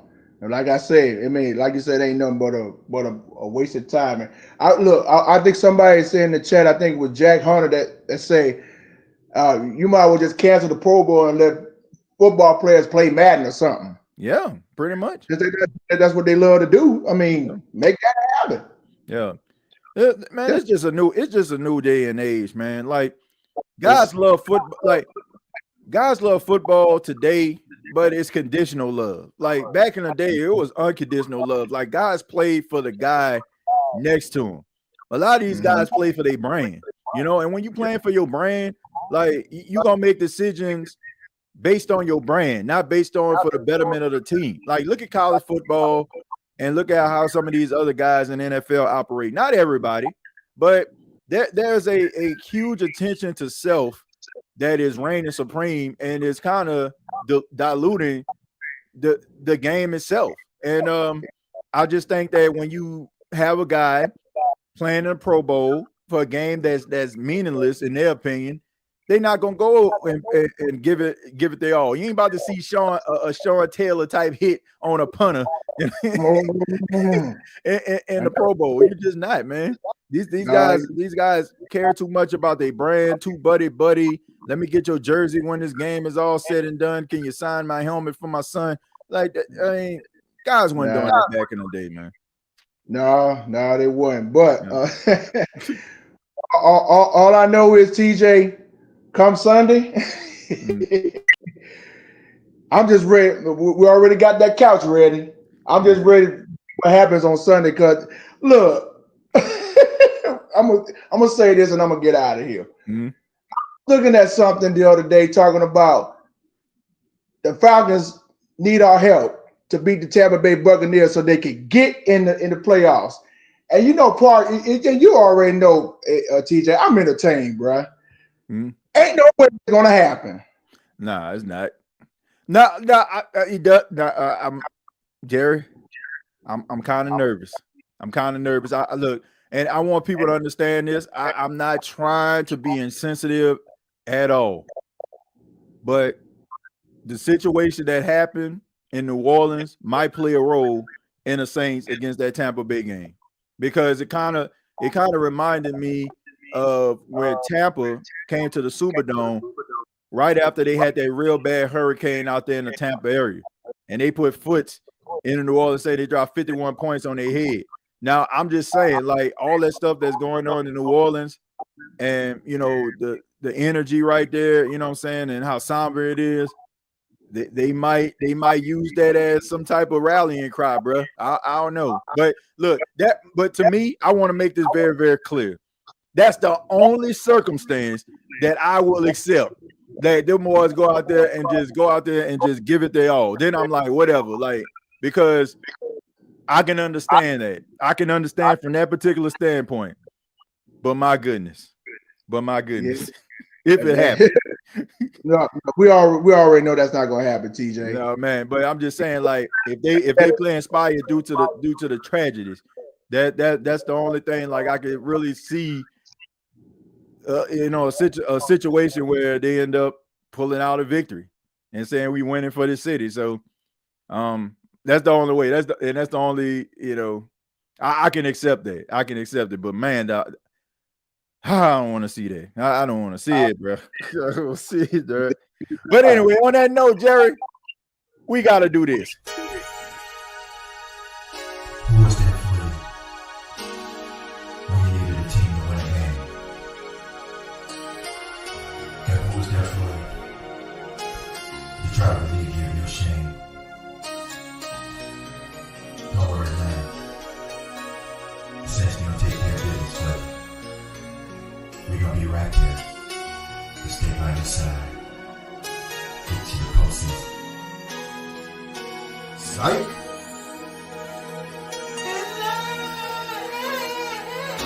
When you need me, oh, when you need me, when you need me, I'll be right there. When you need me, oh, when you need me, yes, when you need me, oh, when you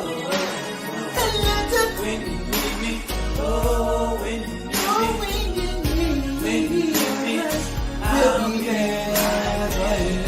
When you need me, oh, when you need me. Before you go to sleep, don't forget to say a prayer.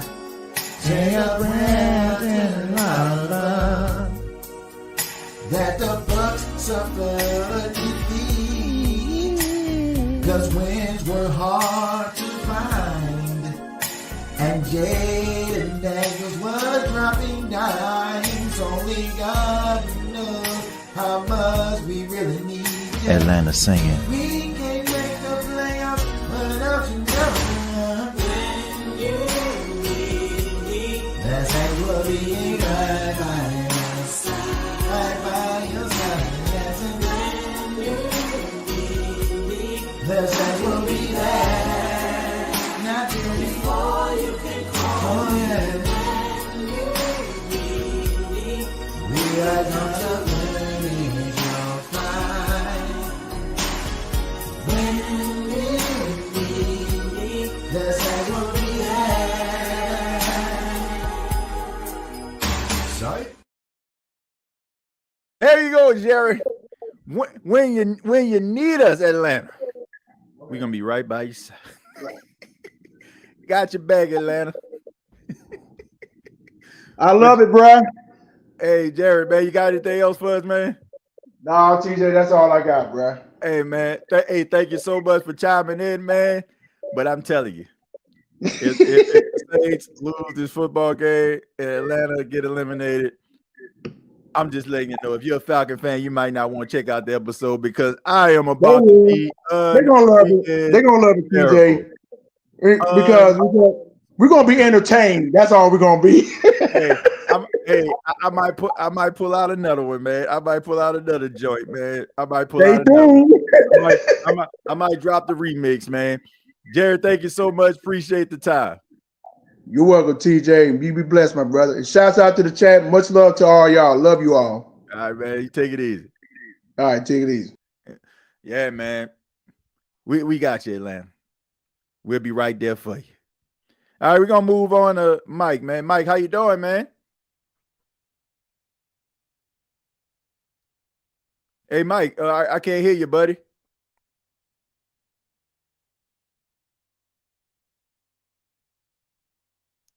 I think Mike having a little audio issues. Hey, Mike, I'm gonna take you off the screen when you're ready. Just put your thumbs up, okay? All right. Oh, no, I got you now. I can hear you. I can hear you now. Yeah. Okay, we're What's good. going on, man? How you doing? Happy New Year, buddy. Happy New Year, man. Happy New Year. Hey, man, what you got for us, man? New Year's resolutions, draft picks. What you got for us, buddy? All right. Well, let me just start off by this. Look, obviously, if you don't know about this and clearly you're living under a rock, well, obviously everybody should know about the situation that happened early yesterday morning. As soon as the ball dropped, apparently some people just can't watch other people be happy, so they just think that they're God and they can take lives out, which makes no sense. But you know, whatever. Well, I would say whatever they're going through, I hope they get better. But they dead now, so it doesn't matter at that point. But yeah, on less serious notes, nope. This Saints off season, man. Look, we gotta. Mickey Loomis, bro, this is your last shot, bro. Because look, there's no way the Saints are fine. This is your last shot, man. This is your last shot. Don't get it wrong, man. Because if you get it wrong, there's gonna be a $25 gift card for another job, where you gotta go spend that money to get another job somewhere else. But yeah, however, there's a lot of stuff that the Saints gotta do this offseason. Not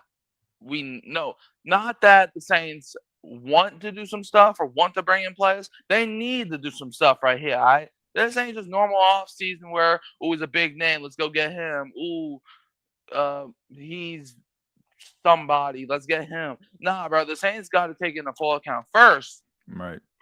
We need another big, well, not big name, but we need another big defensive line, if you know what I'm saying. Because we need some pass rushes, all right? Because you don't know how much time that the Saints, you don't know how much talent the Saints got on this defensive line just for them to get pancaked all over, just for them to get smacked around, get points and points and points dropped, just have freaking every single quarterback in the backfield, and they have the time to freaking read a bedtime story to their children before they throw the ball. like you don't know how much. Like, bro, we brought in Chase Young, right? We thought he was gonna be this difference maker. Clearly, that's not him. All right, he had a good rookie year for Washington, and he hasn't done yes, he has some flashes, but every player has some flashes, right? Freaking every player's got flashes. It depends on when do you decide to show the flashes. Like Chase Young, there was a game where he had 2 sacks. That was against Washington. that was kind of expected because he used to play for that team. But Right. these games, I'm done playing these games where we just go after the big name. Like Cam Jordan, he ain't got it no more. He ain't got it no more. Let's just be honest. I know a lot of people don't want to admit it. He ain't got it for like the past 2 to 3 seasons. He ain't got it no more. All right. So we gotta move on. I mean, he's probably gonna retire anyway. But if he doesn't, we gotta move on from him. Yeah. Look, I think that the New Orleans Saints. Lineman. Yeah, I'm looking at like some of these defensive linemen that are available. Like I look at Mason Graham. To me, that's the guy that you need. That guy kind of fills the void that you're missing right there. Like he's the interior guy that I feel like if you're having issues with stopping and run, that's the guy that you need to go after. That's the dude right there. Abdul Carter, that's the guy out of Penn State. Like he's more like that Michael Parsons type guy. I mean, so to me, I just feel like Mason Graham would probably be your best bet here. He would probably be the guy that could help you to absorb some of the issues that you're having when it comes to stopping and run. I like Brian Brzee, but I think Brian Brzee is just a better pass rusher than he is as a guy that just stopping and run. That's his struggle, which is crazy because you would expect for a defensive tackle to be able to, stop the run. But I just think that the Saints may need to take a look at him on the outside and see if he can probably slim down a little bit and be able to rush the passer because he got some pass rushing moves, so maybe that's something that they can actually work on. Outside of like, interior linemen, what would be your next selection? Like as far as with the draft, Mike, who would you go after? I mean, you're right about the interior, but who would be next? What position would be next for you? Well, like obviously, we talked about the D line and stuff. However, that's not the only biggest need on this team, right? Mm-hmm. Like the Saints, look, they have like almost the whole team is a big need, all right? Yep. We thought we were going to be amazing. We were going to have this amazing secondary. You trade Lattimore during the season, and the secondary hasn't been playing as well as it should have been. Obviously, with Lattimore getting hurt, getting traded, et cetera, Dennis Allen getting fired. However, I'm not going to go secondary, though. This is the next pick. I'm not going to lie. The Saints got to go tight end, right? Okay. Because like, look, Juwan Johnson, I don't dislike him as much as other people do, but he's not like a starting caliber tight end for me. I think he's a tight end that you can put in like jumbo sets, right? But I think you would want to bring in a tight end because like, what does he have? Like 400 yards this season? Like I understand like Juwan Johnson, like I said with Chase Young, he shows flashes. But where was this early in the season, brother? Man, look, I'm good on Juwan Johnson, bro. Like I'm happy you mentioned this. Like the Saints definitely need to move on for tight end. Like Mike, how many times you gonna give a guy opportunity to knock it out of the park, man? And he just can't. Like, what I'm saying? He bunting, and then you expecting for him to hit home runs, man. No, man, I'm over it. And then the press conferences that he had talking about I'm having fun when your team 5-11. Like, man, get off my team with that. You got some guys here, like I said, you got Howard Finney Jr., you got Tyler Warren. I'll take the Warren, dude. Yeah, he's pretty doggone good. You can't go wrong with a Penn State tight end, man. They're pretty talented and have been over the last couple of years. But I think everybody's kind of looking at, this guy right here, Mason Taylor out of LSU. I mean, look, I'm pretty sure you're familiar with him. I mean, he's a talented guy, athletic. College football. Yep. Yeah. So I mean, that's what I would do. I think that it's time. I think it's time for the Saints definitely to move on from Juwan Johnson. I think that he was pretty. He was a team player. He was a wide receiver. They asked him to gain some weight. They asked him to like kind of embrace the tight end position, and he has. But it just hasn't panned out, man. And you need a dog at tight end, man. And he's just not the dog that I think that the Saints need at tight end, man. You got anything else? Yeah, one more thing, right?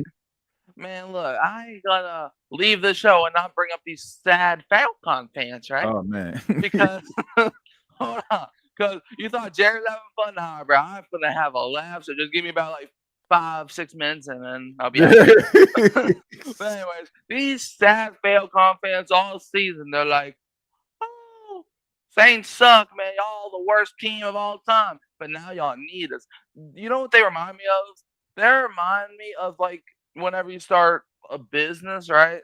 And then you fire somebody, right? If you fire somebody because you're jealous of them, and then they go and have a huge other business, and then you end up getting let go from wherever you're doing, and now you're like, can I please be on your staff so I can make some money?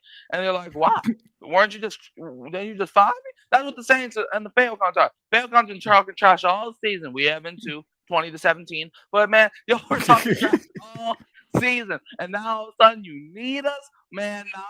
That's not how it worked, brother. That's not how it worked, brother, man. Y'all finna look. We finna buy. Look, we already got our couch ready. Go get yourself another couch, but you have to be in a different room because I cannot stand being next to a Falcon fan. But anyways, but yeah, and like I said, if y'all like on the show I do, right? I made a deal with all these sad Falcon fans that if the Falcons sweep us any season, it could be next season after that, I'll actually call them by the regular name. But will that happen? No, it won't. Nah, I probably won't. Nah, I think look, if the Saints don't win one game, they want to beat the Falcons. That's just what it is. Look, I already said it, man. Look, I've been telling y'all about these Falcon fans. I don't know how many times I just got to tell these. They are conditional fans. Like all they care about is having a competitive advantage. When they feel like they got a competitive advantage, Mike, then you're gonna hear from them. Oh, we got this and that. Oh, we gonna beat y'all this year. When things don't pan out, when they don't pan out, that's when you don't see them no more. Michael Penix. Right. Like exactly. They bench. Look, they bench Kirk Cousins. They brought in Michael Penix. Man, Mike, man, look at that. Look at that. Man, you see what he did against the Giants? They went into the game versus the Commanders. I ain't gonna lie, he played pretty decent. Wasn't bad, wasn't terrible. He was all right. But at the end of the day, y'all still couldn't get the job done. And like I said, they nowhere to be found. And that's the biggest issue I have with them. Staying on business. I was still talking noise when the Saints were on a 7-game losing streak to Falcon fans. And it was like, man, that's ugly work. You know why they thought it was ugly work, Mike? Because they're not used to people being as committed to a football team during adverse times. They used to them like going missing like they do. Yeah. But we ain't doing it over here, man. Yeah, didn't they host a Super Bowl a few years ago and that ended up being the worst Super Bowl ever? I ain't even watch it. That's probably the one Super Bowl in my entire life that I never watched. I never watched that Super Bowl. Patriots and Rams, I think. Yeah, I was watching the game, and then I'm not gonna lie, by like the second quarter, I fell asleep. Man, I promise you, I didn't watch that game. That's the one Super Bowl I ain't never watched. I ain't never watched it. I couldn't tell you a play that happened in that game. Like if they showed me a clip, I'd be like, man, this the Super Bowl. I ain't never seen it. I never saw it. After what they clearly did to the Saints, for the simple fact that they wanted to try to elevate the Rams because they were trying to get LA to be interested, because the Chargers and the Rams, look, you can call me a conspiracy theorist all you want to. LA was having an issue with NFL teams and their commitment with their fans. So they felt like the Chargers were kind of like the Clippers, but the Rams, because they had experience in Los Angeles before, there would probably be the team that could get people interested. And they used the New Orleans Saints in that game in the NFC Championship to put the Rams in the Super Bowl so people can start getting interested in the Rams again. And as you can see, like after that Super Bowl, you start seeing more and more Rams fans, because before that, you start to see visiting teams fans that were louder than the Rams fans or the Chargers fans inside of SoFi. So I ain't never seen that. I ain't never seen that Super Bowl and never will. Yeah, look, that game, I remember watching that game, bro, and I was like, bro. Yep. I started checking the date. I'm like, is this February or is this still a freaking regular season week 13 game? Yep. And I was like, what? Okay, it was pretty bad, man. Yeah, that's all I got for you, man. Like, I will say this before I get out, man. Shout out to TJ Jones, man. Yeah, man. Appreciate it, Mike, man. And a happy new year to you. And looking forward to talking to you throughout the off season, man. Hopefully, you know what I'm saying? Hopefully we have some positive things to talk about. I guess it will start with a brand new coach. So I see you down the road, man. We got positive things to talk about. The FanCon still sucks, so that's positive. Man, that's good. Hey, we definitely gonna be talking about that if the Saints lose. Oh, we definitely gonna be talking about that, Mike. So you might want to come on in on Sunday because we got a lot to discuss. I've never rooted for a Saints loss more in my entire life. You ain't lying. Hey, and then shouts out to the person. Shouts out to the person inside the chat talking about, man, they just show you how sad these fans are. They want to see us lose. Yep, sure do. Sure do. Like, man, ain't nothing sad about that. It's 6-3. Yeah, they making it seem like we want the Saints just to flat out lose. Like, no, we want them to lose because we know what it means to you. That's why we want them to lose. You were 6-3. Exactly. 6-3. Bro, you were 6-3. You were like what, 4 games ahead of everybody in the division, and now look, bam, now you're 8-8. And if we don't win, you don't go to no playoffs. Exactly. That's the reason why. And if it ain't even no possibility. It ain't even a foregone conclusion they're gonna beat the Panthers. And I'm really gonna laugh then. I'm really gonna laugh because you know the game's going on at the same time. Don't let the Saints win. In a Carolina Panthers win. Oh my goodness. Ooh, boy, that might be an even better scenario, Mike. If the Saints end up doing what the Falcons need them to do and Carolina win. Oh my goodness. Boy. Falcons don't lose the Panthers. Y'all lose the Panthers, we ain't never gonna stop talking. Oh my goodness. Mike, thank you so much, man. Call back anytime, man. All right, man. Boy, do not let the Saints beat the Bucks and the Carolina Panthers beat the Falcons. By goodness, if that happens, ladies and gentlemen, if that happens, boy, a Falcon fan ain't gonna be able to tell me nothing. TJ, I do think Gruden would demand effort from players. Yeah, absolutely. You definitely demand it. You're going to be sitting on the bench. Rattler shows us he has something we can work with. Just have to develop him with time. Yeah, I agree, man. You got to. You definitely have to. I'm gonna take a few more, and then we're gonna go ahead and get up out of here, man. I apologize for those that want to, put the link up. I'm gonna take a few more, and then we're gonna go ahead and get up out of here, man. Still got a couple things I need to do this afternoon, but we're gonna go ahead and go to Boss Man. Boss Man, how you doing, man? Whoa, what's happening, TJ? What's popping, big dog? Man, nothing much, bro. Appreciate you, Boss Man, for stopping by. Appreciate it. Happy New Year to you and your family. You too, man. And shout out to the victims of the situation in the city, man. Yeah. Don't nobody deserve that, man. Nobody deserve that, bro. At all. So my issue is this, bro. As an organization, we timed all of this 10 steps behind, bro. The year Drew Brees retired, honestly, Drew had the writing on the wall. We should have had some type of plan in place because, first of all, a lot of these players, Demario Davis, Cam Jordan, and them were older when Drew Brees had retired that year. Right. We didn't replace Cam Jordan's. We didn't have Cam Jordan's replacement. We didn't have Demario Davis's replacement. We didn't have any kind of young players in place to take these positions, right? So, I can't stand the Falcons just like y'all can. But one thing I can say is they have a lot of young players, young quarterback, young running back, young wide receivers. And we stuck with a whole bunch of players that's overpaid, always injured. You know what I'm saying? It's like we have a team full of problems and headaches. Why should we go into the next season with these same players, bro? Boss Man, hold on. What's going on? That's a good point. That's a good point that you're making. Go ahead. I need you to help me out with this though. Go ahead. Okay, there's a player right now, played for the Saints. Made his first Pro Bowl, had 150 tackles, 5 forced fumbles, the first linebacker in the history of the NFL to do it. The Saints drafted him. What's his name? The Zach Saints Barnes. draft him? Zach Barnes? Zach Barnes. Shit, hold on. Okay. Say this stat. Hold on. Back up. Hold on. Back that up, Ron. Zach hold on. What was? Let me you say get mad. You get mad saying these stats, bro. Okay, look. You know, and say, bro. You know what's crazy? Mm-hmm. I knew Zach Barnes was a dog coming out of college, but they never gave him a chance. And that right there was Demario Davis's replacement. That's what I'm saying. Yeah. Like that's why I'm trying to get you to see, boss, man. We didn't even win in. They did replace him. They replaced him. Zach Barnes, what was he on special teams? I'll give you another guy.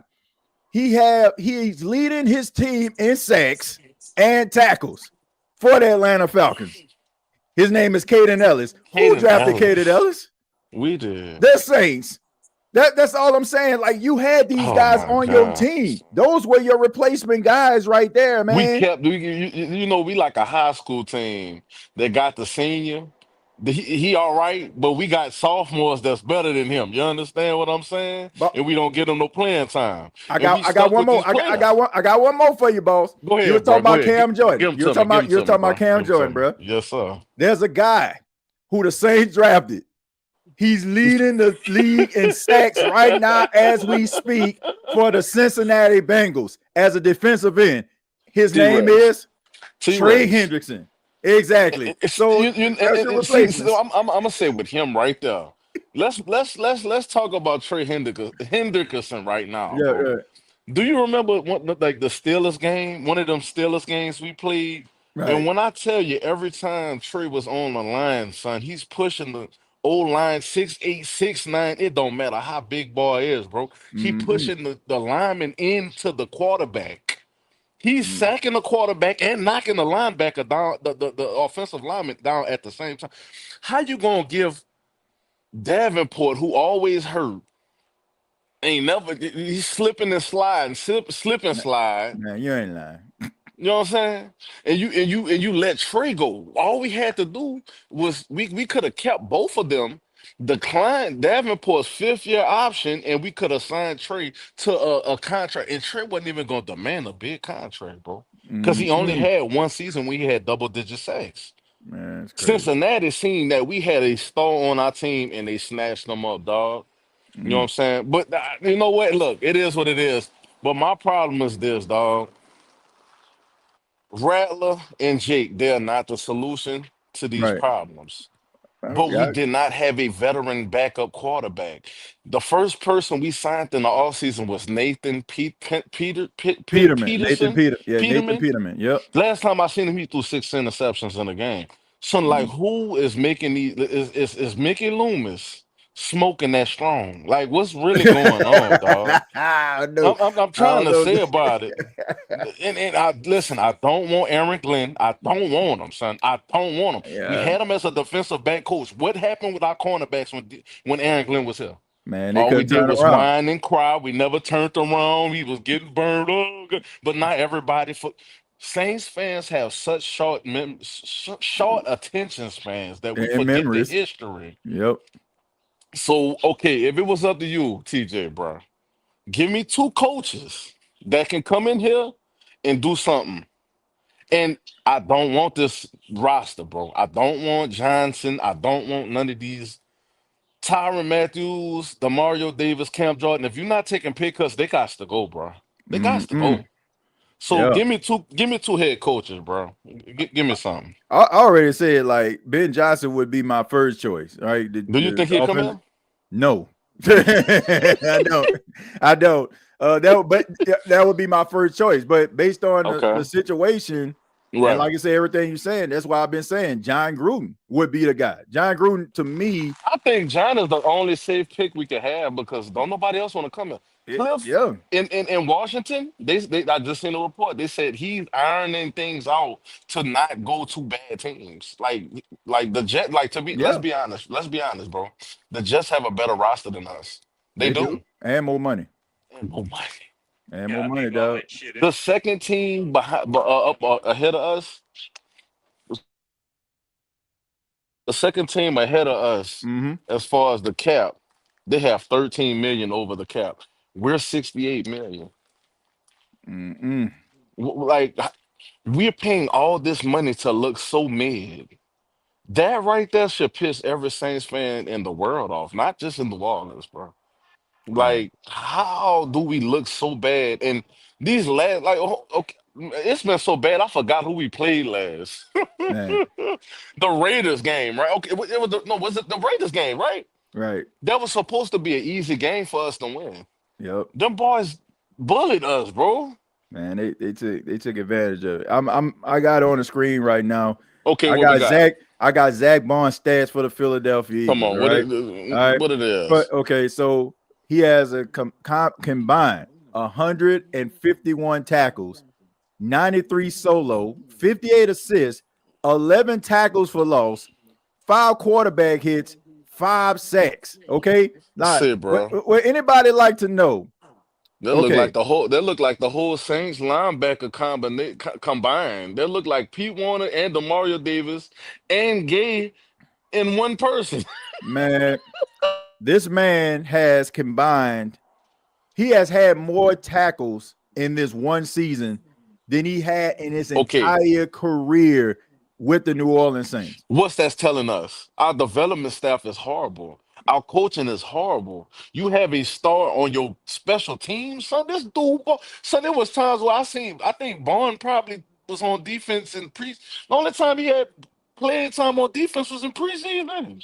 Man, this boy never got on the field, dog. But see, look, he go to Philly, and Philly actually they pay attention. These scouts actually look at the players that they have. They put the players in the best positions to show their talent. So gave CJ Gardner to him for 6 rounds. I'm not even gonna talk about that, bro. Man, I'm gonna leave that alone because everybody got their feelings on it. Do you think we should cut? What you think we should do with Carr, bro? Man, I would cut him, and probably The go a Falcons little cheap. The Falcons gonna cut Cousins. Yep, that's what I'm saying. Like, you got to cut your losses. But here's Caden Ellis, right? Oh, bro. 140 combined tackles, 82 solo, 58 assists, 8 tackles for loss, 16 quarterback hits, and 5 sacks. That's 10 sacks right there that you done left out the door. Hey, none of our linebackers do none of that, bro. I'm just saying. Demario Davis right now is not making them type of numbers right now, bro. Man, let me make people more mad. Let me go to Trey Hendrickson's stats, right? Trey Hendrickson has 14 sacks this season, 41 combined tackles, 30 solo, 11 assisted, 16 tackles for loss, 31 quarterback hits. 31. That's game changing, bro. That's game changing. That makes the offense not be able to run and go through their progressions. For the exception of one season in 2022, Trey Hendrickson has had, back in 2021, he has had 14 sacks, 8 sacks in 2022, 17 and a half in 2023, and 24 in 2024. He done made the playoffs. He done made the Pro Bowl every time he's been in Cincinnati, bro. Every time. All pro. He's made all pro. He looked like that when he was here, though. That's the crazy part. He had 14. What he had? Did he have 14? Let me go back and check. And his final season, the players we got now. His final season with the Saints, 13 and a half sacks. 13 and a half. Say, bro, check this. Look, and we talking about playoffs. Check this out, son. This all goes to Mickey Loomis, bro. Mickey Loomis and Jeff Allen have to go, dog. Any head coach that comes here, Mickey Loomis is like poison, bro. This dude is gonna poison anything you have coming in here. It's gonna run away the good head coaches. Mike Vrabel, you think he gonna come over? You think Mike Vrabel gonna deal with Mickey Loomis and his bullshit? You think he gonna try to deal with that? I don't think so, bro. I don't think they're gonna so I think this, bro. In my heart, bro, I love this team, but this team right here currently formed, I can't stand it. I don't want to watch it no more. I low-key want to boycott next season because if they come back with these same players, and I see Honey Badger back there getting stiff armed and getting burned, and Alante Taylor running into Sanders. And if I gotta see this next year, bro, are we gonna waste our Sundays? We can spend time with our family instead of looking at this, bro. Man, yeah, it's pretty bad, my guy. It's pretty bad, man. I don't. To me, man, they got to look in the mirror, man, and realize some changes that needs to be made. And Right, man, they just so like I think they won so long they forgot Yeah, we why they were did. winning. Like you know, like you do something for Yeah, so long. It yeah. like to me, it's almost like a long relationship, right? Come on. Like it's like you've been in a relationship so long. It's like you forget the little things. You know what I'm saying? You Oh forget the things yeah. that kept the that Yes, got the sir. relationship there in the first place. Right. That they got so arrogant, like we don't need a Zach or Zach Bond, Caden Zach Ellis. Bond, Man, Caden we Ellis, can get man. rid of this 13 And and that a was half sacks. It's a and they were contract key year.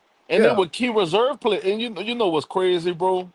Like, I'm 31, son. I'm 31. Mhm. So I came up under the Aaron Brooks and Deuce and Joe Horn era. You feel what I'm saying? Right. Them seasons was bad. They were lovable losers back then. But Mhm. one thing I can say about the Saints, dog, they fought hard every game, even if we Yeah. was in losses. Yep. These teams we have now, if you look at it, just look at how the defense reacts to things. They don't run fast to anything. They just be looking around. Son, they be having about 3, 4 people wide open. Like, this is not an NFL team, son. Yeah. Look, I think they got some of the right leadership in there. Yeah, they But the do. thing about it is the leadership got so old, my dude, that and they haven't been able to compensate for like the fact that they're getting older. Like their young players, they They like hurt. yeah, The young players hurt. no, Look at no, Ford. they no, Ford, the first time he played, he get hurt and he caught it off. He don't even be on the field. bruh, they no. I'm gonna say this: they soft. Like seriously, Ooh. they soft. Like these dudes are soft, Oh man. no. Like I'm just being honest, man. Like too much buddy, happy to be here type Yeah, mentality, the man. I'm Saints, the telling you. Saints are a relationship based team, and Yep, it's not about business. soft. Listen, do you say TJ, bro? You think Elon Musk got $270 billion being cool with people? Man, Nah. it's strictly business, dog. If you're not producing right now, you're not on the field playing for us no more. And that's the problem. We done kept all these fan favorites. Now they, Yep. the Mario Davis looking like Pawpaw out there with dreads. You feel what I'm saying? Every time you see Demario Davis on camera, he huffing and puffing. When the last time you seen Demario Davis huffing and puffing, son? Man, look, Cam Jordan probably faster than Demario Davis at this point, son. I like look. It was one play. I'm gonna tell you.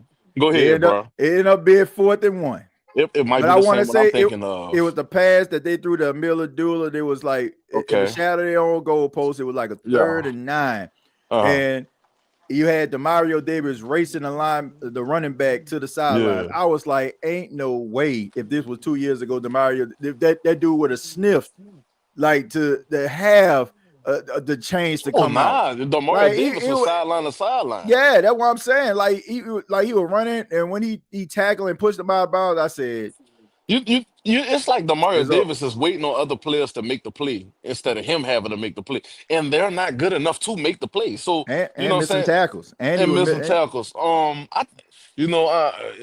Just to say a little bit more, son. I think in this draft, I want all y'all Saints fans to understand this, man. We're gonna be bad for another year. Um, Now I'm just laughing at what I just see. T. Lord what do you said, say? "Real soft. They want to be Instagram Who? models." Man, they be posting up in the club, smoking hookah and everything. They need to be worried about what's on the field. You feel what I'm saying? Man, they don't Like, care, bro. They did, man. These people man. As long as my check, man. As long as my check in the bank, man. on the halftime during the Raiders, bro. My old lady was looking at the team, son. It was like, she pretty much was like, they look like they just came to work, got a check, clocked in, clocked out. Yep. The heads down, walking around like, what y'all doing after the football game? They know it's no urgency in this organization. Mm-mm. Everybody got to go. including players. And I feel like Saints fans, like we are the most passionate fans in the NFL. But you have to remember, this is going to be a long process. So get ready to suck. It's going to suck and suck and suck some more. And these draft picks that we drafting, they're not going to be good enough to fix us out of these problems. I don't care if we had Shadur Sanders or Cam Ward with a rookie first round top 10 offensive lineman. It's still not good enough. We almost lost to the Giants, y'all. Yep. A block field goal away from that. Man, listen, voodoo ain't going to work for us forever, son. Yep. You know, so I just hope that, you know, we need to start in the trenches. We have to start in the trenches because, like, how many times we gonna have Landon Young and Lemuel and Lucas Patrick starting? Like, man, y'all get these dudes that started on the Arizona Cardinals and shit. We don't need that no more, man. It's sad. Like when you looking at the injury report and hoping Lucas Patrick play, bro. That's pretty bad right there. Like I'm not saying that he's a terrible player, but all I'm saying is he's a journeyman offensive lineman. Like he's been around the block a few times. You know what I'm saying? So you got to be able to change some things around. But boss man, I got to go ahead and let you go, man. All right, TJ, man. Look, it was great talking to you, man. Hey, y'all have a happy New Year's. Who that, man? And Mickey Loomis needs to go to Orleans Parish Prison for handling this team and go in for money laundering and fraud. I'm out. All right, man, take it easy. Man, so this man need to go to prison for stealing. Oh my goodness. Look, man, but it feels that way sometimes, man. Like you got to be able to put a better product on the field. Some of these decisions can't be made overnight, but we got to do something. Wilson, thank you very much, man. Wilson, what you got for us? Yeah, TJ. Yeah, I can hear you, man. How you doing? Man, I'm all right, man. Finally got a chance to talk to you after all these years, man. How you doing, man? And I'm doing fine, Wilson. Thank you for being here, man. Appreciate the support throughout the years. Oh, man. Basically, y'all conversation, the previous caller, y'all basically covered everything that I was saying. Mm-hmm. I just want to know, do you believe that we'll get better eventually under Loomis and Jeff Ireland?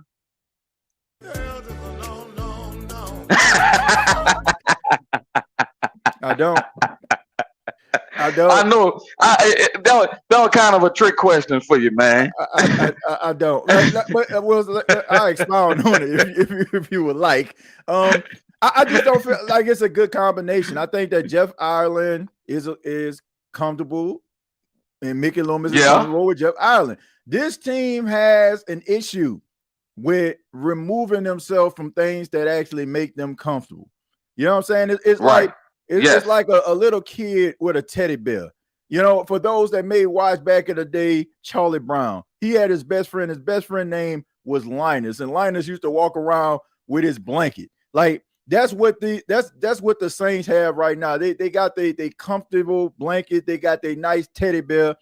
They run their organization like it's a mom and pop shop, everybody family. And sometimes they forget that it's a business and they keep people way too long. And, you know, they might be good people. They might be like really good workers. But at the end of the day, you got to be able to change some things around. You got to be able to move some things around in order for you to generate some levels of success. And I feel like the Saints sometimes get in their own way because they don't want to let guys go in order for them to embark on something that can possibly be better. They think it makes them a more stable organization, but in reality, it makes them more dysfunctional because you're too stubborn enough. You're too stubborn to move past things that aren't working anymore, just for the simple fact that you care about what people look at as stability. When the biggest thing that makes you unstable is your inability to be able to change things when it's necessary. So, you got to get rid of Jeff. Ireland. You got to get rid of him, man. Long story short. Man, I won't get rid of all those guys, man. We the most friendly organization in every sport. We the most friendly. I don't care what sport it is. We the most friendly organization. I'm glad for the brother over there. I can't stand the Atlanta Falcons, but I'm glad that Terry is doing a good job over there because it shows that we're dysfunctional, very dysfunctional for him to go over there and have a better record than us now. Yep. and to get where he's at right now. What do you think about Kyle Harley? Do you think that he'll be even better? Because right now I just feel like he's done whatever Loomis telling him to do for as with the cap, keep pushing things back. I really think that's Loomis' decision to do that. What you think about Kyle? I think that Kyle Harley, to me, probably would be a really good general manager somewhere, but I don't feel like he'll ever get the chance. And that's what I was saying. I was saying the same thing. Well, let me rephrase that. He'll never get the chance with the Saints because Mickey Loomis is a guy that just feels like he's right all the time. Look, right. He feels like, he feels like his decisions are the best decisions. He don't want anybody to question him. No disrespect to WWL. He goes on there weekly, but they ask him softball questions because he already knows what they're going to ask them in the first place. Right. Because they already pretty much pregame for that joint. No disrespect to Mike House, does a really good job doing the play-by-play. He just doing his job. But at the end of the day, you're not getting the nitty-gritty. You know what I'm saying? You ain't getting the Gayle King. You ain't getting the exclusive here. You ain't getting the TMZ. You getting a bunch of fluff. And you know what I'm saying? You can be able to dictate that. And that's the problem. For years, he has been able to dictate certain things. And it's not been because of him, Wilson. It's been because of Sean Payton and Drew Brees. But the problem is, like I use this example when I'm talking about the Temptations. He been Otis Williams this entire time. He ain't been David Ruffin. Yes. He ain't been Paul Williams, bro. He ain't been Dennis Edwards. He ain't been leading these songs. You've been in the back on these number one hits, but you ain't lead none of these number one hits. And he thinks that people are there to see him. But once again, ain't nobody coming to see you, Otis. He played the background so long that he think that he part of the team.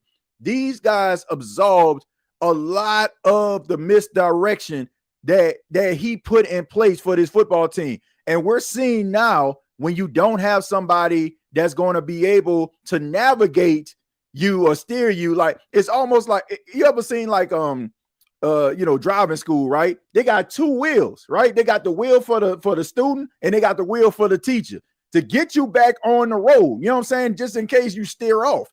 That's what's been going on. You think you driving, but you're not. And you know what I'm saying? If you don't believe, if you believe you driving, let me take my hands off the wheel. That is what's going on, man. So to me, that's the biggest issue going on in New Orleans. He needs to get out of his own way and he needs to learn from his mistakes. Like Gayle saved him, like really saved him from like sheer embarrassment because he was willing to allow Dennis Allen to go out there and continue to coach every single game for the rest of the season and look like slaw and chunk it up to the injuries when everybody could see that these players don't want to play for that dude. It's him, bro. I mean, it's him. Yeah, you got to read the room. Hey, man, exactly. I've been looking around the league. I've been looking around the league, and I see a lot of young GMs around the league, and they're building these teams up. They're finding talent. They even we at Green Bay, they had a guy I didn't know him, but he went to Texas A&M, linebacker. He's out Covington, Louisiana. Yep. How did you not get this guy in the 5th round? You know what I'm talking about, man? Are you talking about the tight end? No, he was a middle linebacker. I think he's number 56 for Green Bay. He's out Covington, Louisiana. Yeah. I'm just those kind of guys. Like everybody's developing talent and finding talent, and it seems like we're stuck on why can't we find talent? Or when we have talent, we find a way to get rid of them. You know, it's frustrating, man. It is because you're not getting the coaches to be able to develop them. And the thing about it is, like, this is my biggest issue with this coaching staff. They can be able to coach guys that are already easy studies. By that I mean they know what they're doing. Like, put them out there, give them a scheme, they're gonna be able to execute that. But let's just say, for example, Wilson, you brand new, right? You fresh off the street, you're fresh out of college, and you need to be shaped and molded into an organization's image. They don't have that. That's the reason why you see Caden Ellis leave and go to another organization and thrive. That's the reason why you see Zach Bourne go to another organization and thrive. Why, and you got to be able to identify things that are right in front of you. The Saints looked at Trey Hendrickson and they looked at him with them 13.5 sacks and said to themselves, It's just a contract year. You know, like he's doing this because he wants a bigger contract. And what did they do? They tried to absolve for that mistake. They did it in a form of Carl Granderson. Because if you remember, Carl Granderson had 8 sacks, and they end up giving him that contract extension. So that was like them saying, well, we don't want another Trey Hendrickson situation. But as good as Carl Granderson is, he's talented. He ain't better than Trey Hendrickson. So you basically dropped the ball. So I would give them credit for them trying to correct that mistake.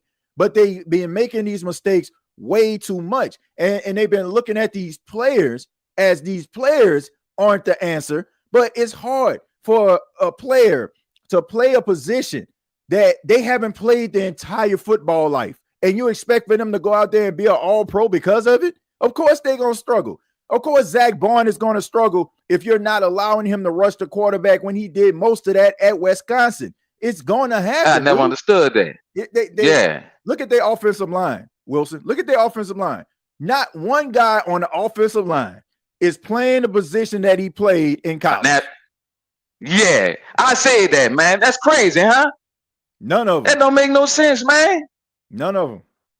They shape these players and try to make them into what they want them to be. These are the issues.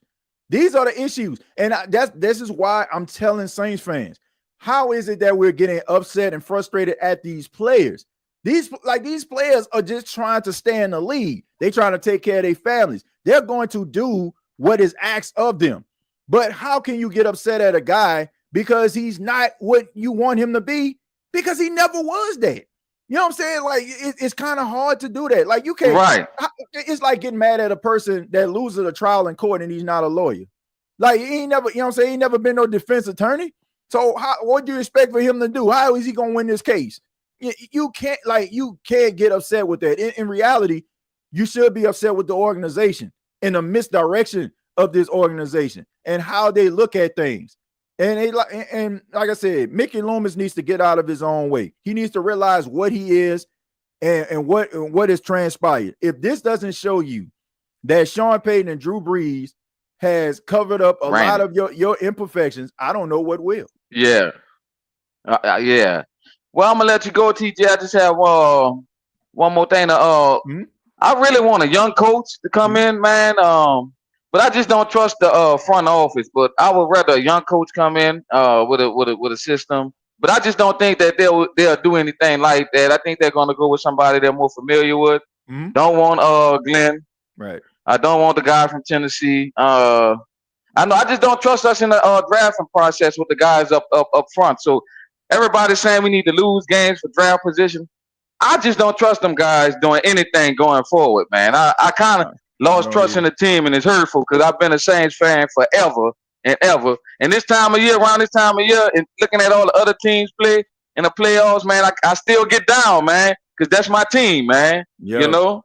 Yeah, I mean, look, I'm going to support them good, bad, and indifferent, but some things definitely going to have to change, man. They going to have to come to grips with who they are and what they are as an organization. And until they do that, Wilson, unfortunately, man, we just going to have to, look at some silver linings through these dark clouds, my friend. But thank you, man. All right, man. I support you 100%, man. You have a nice day. Happy New Year. All right, same to you, man. Take care. Yeah, man, shouts out to Wilson. I mean, it's just the truth. It's the truth, man. Like until they come to grips with what they are and who they are, you're gonna have the same issues. You're gonna have the same issues, man. We're gonna be going through the same stuff. And I know nobody wants to hear that. I know you don't want to hear it. I don't want to have to tell you this, folks. I don't want to have to tell you this, but it's just the reality.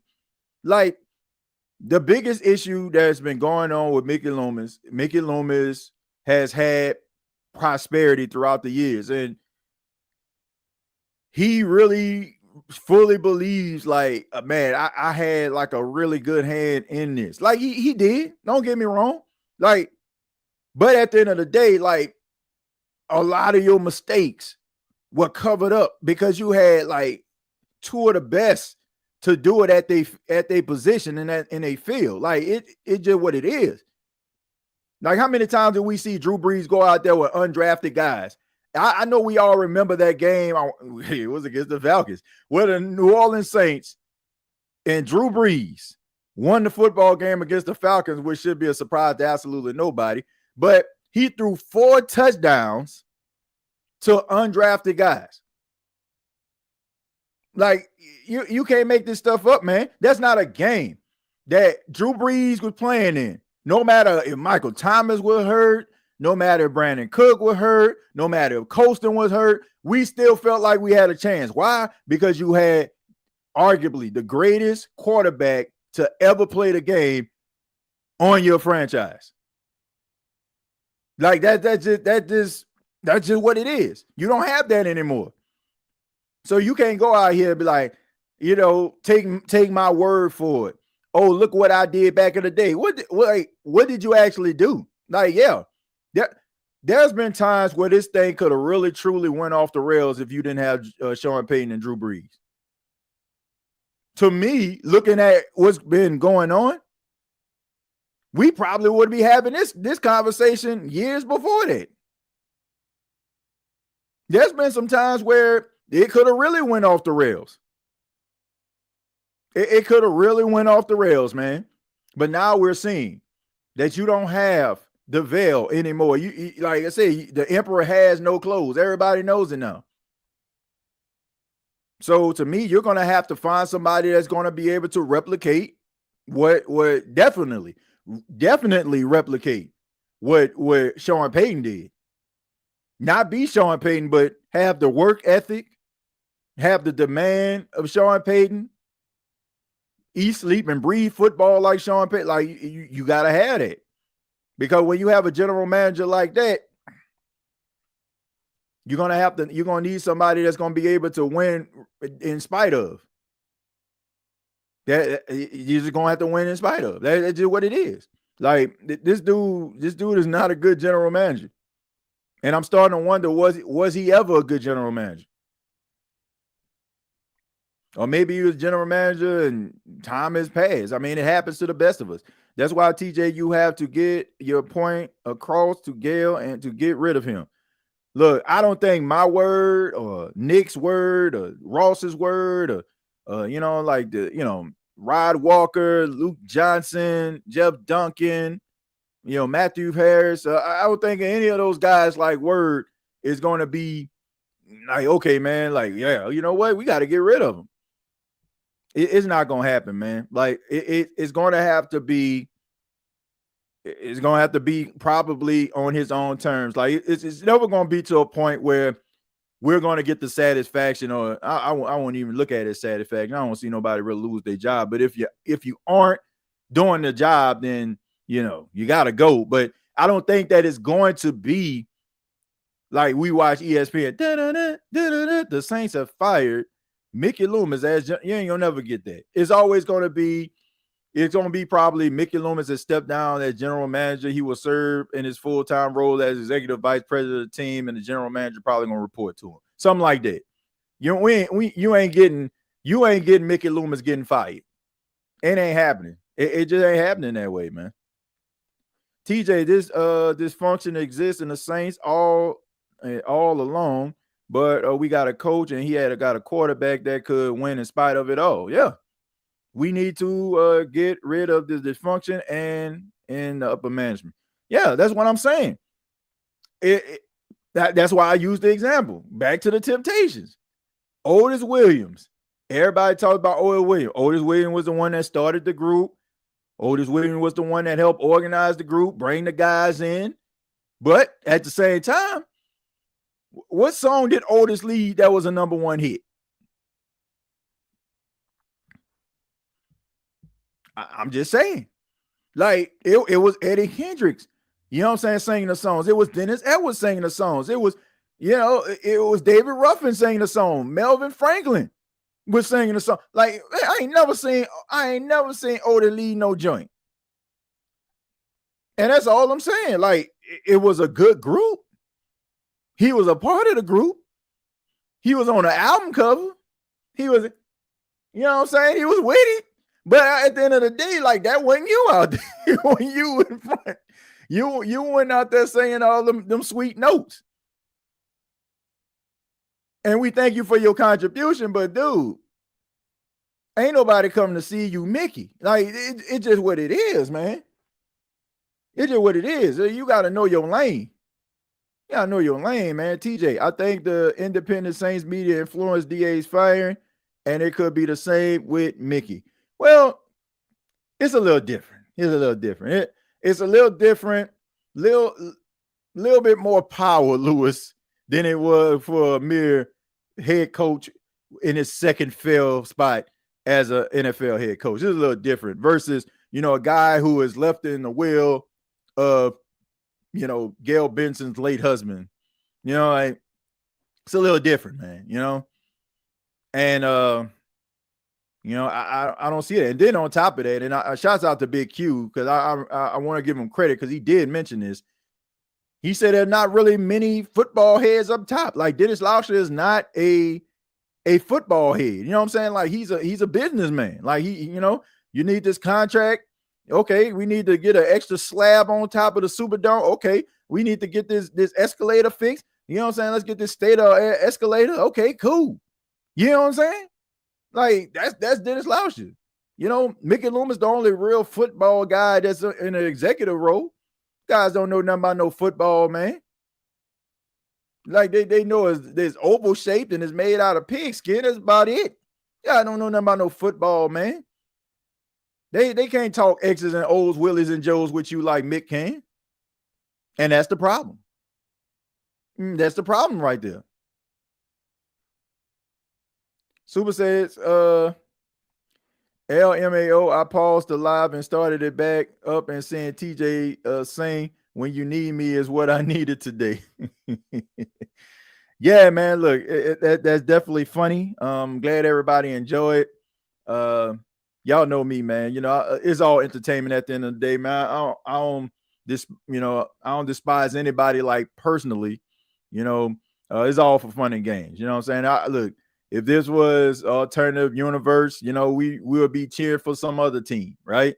But at the end of the day, these Falcon fans gonna get this joke. All right, they're gonna get these jokes. When things happen, sometimes we gotta laugh in order for us to not to cry sometimes, especially dealing with this football team. So we do this all in fun.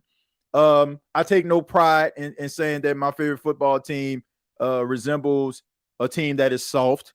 I don't care if I make people mad by saying that, because all I gotta say is look at the tape. Go look at the tape. Like, you want to get mad at me? Go look at your tape. That's all I'm saying. You think that I'm being unfair? Go look at the tape. Go look at the tape. That's all I gotta say. Like, I ain't sitting up here trying to do some type of shtick or something like that. None of that. I base my opinions on what I see, and they look soft. The reputation of this team has been diluted. The product on the field has been putrid. It has been absolutely embarrassing and unwatchable at times. And honestly, if I didn't do the State of the Saints podcast, if I didn't do Saints Talk with Timothy J. Jones on Bleacher Report, if I didn't do the NFC South Roundtable, I probably would be doing something else with my Sunday afternoon, because this is absolutely embarrassing to watch a team that I have seen my entire life fumble all over themselves and then get mad that people call them out because we say that they look like slaw, and they know they look like slaw, but we can't say it. Bruh, miss me with that nonsense. I call it for what it's nothing personal. It's nothing personal. When you up here saying the season been fun and you 5-11 as a football team, that just tells me right there, like, man, you already cool. Like, check already in the bank. I'm up here getting upset, and you okay, man. You about to roll, got to hop in your Phantom. You know what I'm saying? Go to one of the nicest part of Louisiana, you know what I'm saying? Kiss your wife in nice, beautiful house, which you should. You know what I'm saying? You earned that right. But at the same time, like, where's the heart? Where's the passion? Like, where's the anger? Like, if I'm 5-11, I'm upset. I don't want to be last in anything. I don't care what I'm doing. I'm extremely competitive. So I don't know. I don't know, folks. I don't know. TJ, would John Gruden make the same Super Bowl contenders in a couple of years? Yeah, but not like next year. I think he can turn it around. How long do you think it's going to take to hear from Mickey or Gail about after Sunday game? Probably the next day. Like Mickey normally talks like the day after or that Tuesday after the final game of the season. So you'll hear from him. You'll hear Mickey Comedy Hour. You know what I'm saying? You'll hear that. And honestly, he probably will talk the next day because I'm pretty sure like Darren Rizzi won't be coming back. They'll probably let Darren Rizzi give his final address, but he probably will talk on that Black Monday or on that Tuesday. But we'll hear Mickey Comedy Hour. Hopefully, and I guarantee you the first thing he gonna say. I guarantee you the first thing he gonna say. Well, you guys should be happy I don't have gum this year. There's gonna be something referencing that gum. I guarantee you. Mickey wants to be the smartest football mind in the room, and yes, when you need me, made me throw my phone across the room. I left. Look. Like I said, I just try to make light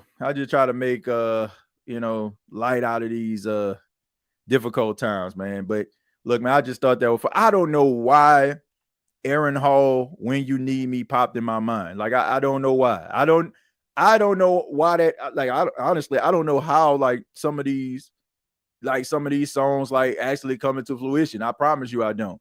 Like I could be riding in a car and then all of a sudden like a song pops in my mind and I'm like, I think I can make a song out of that or make a joke out of it or something. I don't know. But anyway, I just thought that it would be funny to use a little bit of Aaron Hall when you need me, man, to kind of, let these Falcon fans know that they ain't nothing and they ain't making the playoffs unless the Saints do what they need to do and help them to win. But we know that ain't happening. TJ, would Drew Brees be a good GM for the Saints? I don't know, man. Look, there are cases where players that were really good end up being great executives and all that. Like we see John Lynch out there for the 49ers. He was a really good safety, right? A great safety, a Hall of Fame safety. And those things kind of work. But just because a player was great on the field, don't mean that they'll be great off the field as a coach, as a general manager, as an executive. Like, that doesn't necessarily mean that they're going to be great. I've come to learn that a lot of the players who end up like getting these executive roles and general manager roles that were great, they fail because they were so great at their craft. They demanded so much excellence of themselves that when other players don't do it, they can't fathom that.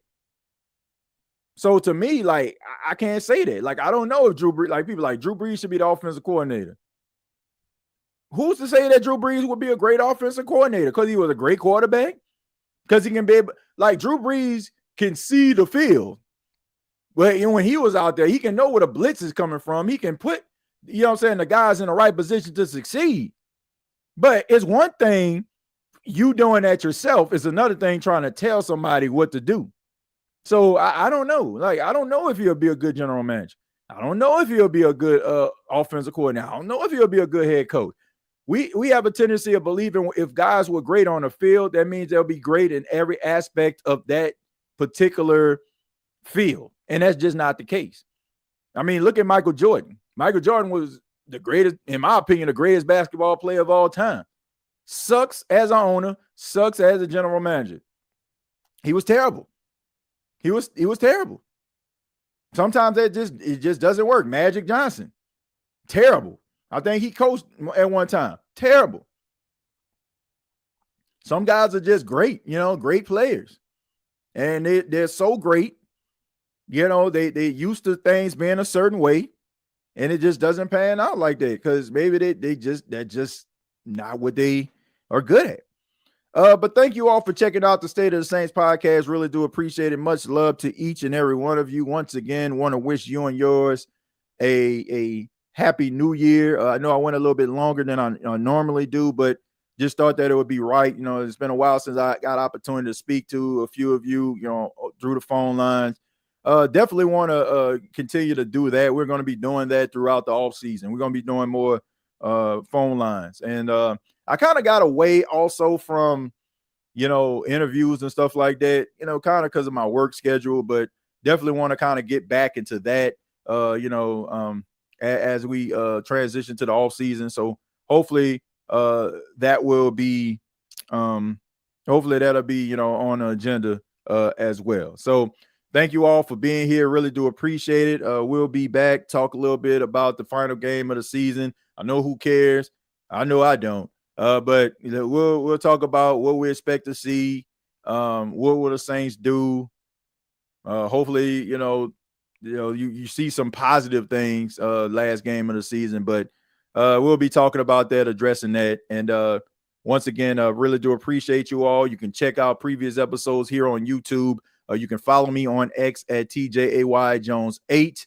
And also you can follow me on Blue Sky as well at TJAYJones8. Till next time, all I got to say is, who that? Thank you for listening to my daddy's podcast. Please subscribe to our channel. Hey, don't let these tears fool you. It's all dog around this mug. I'm good.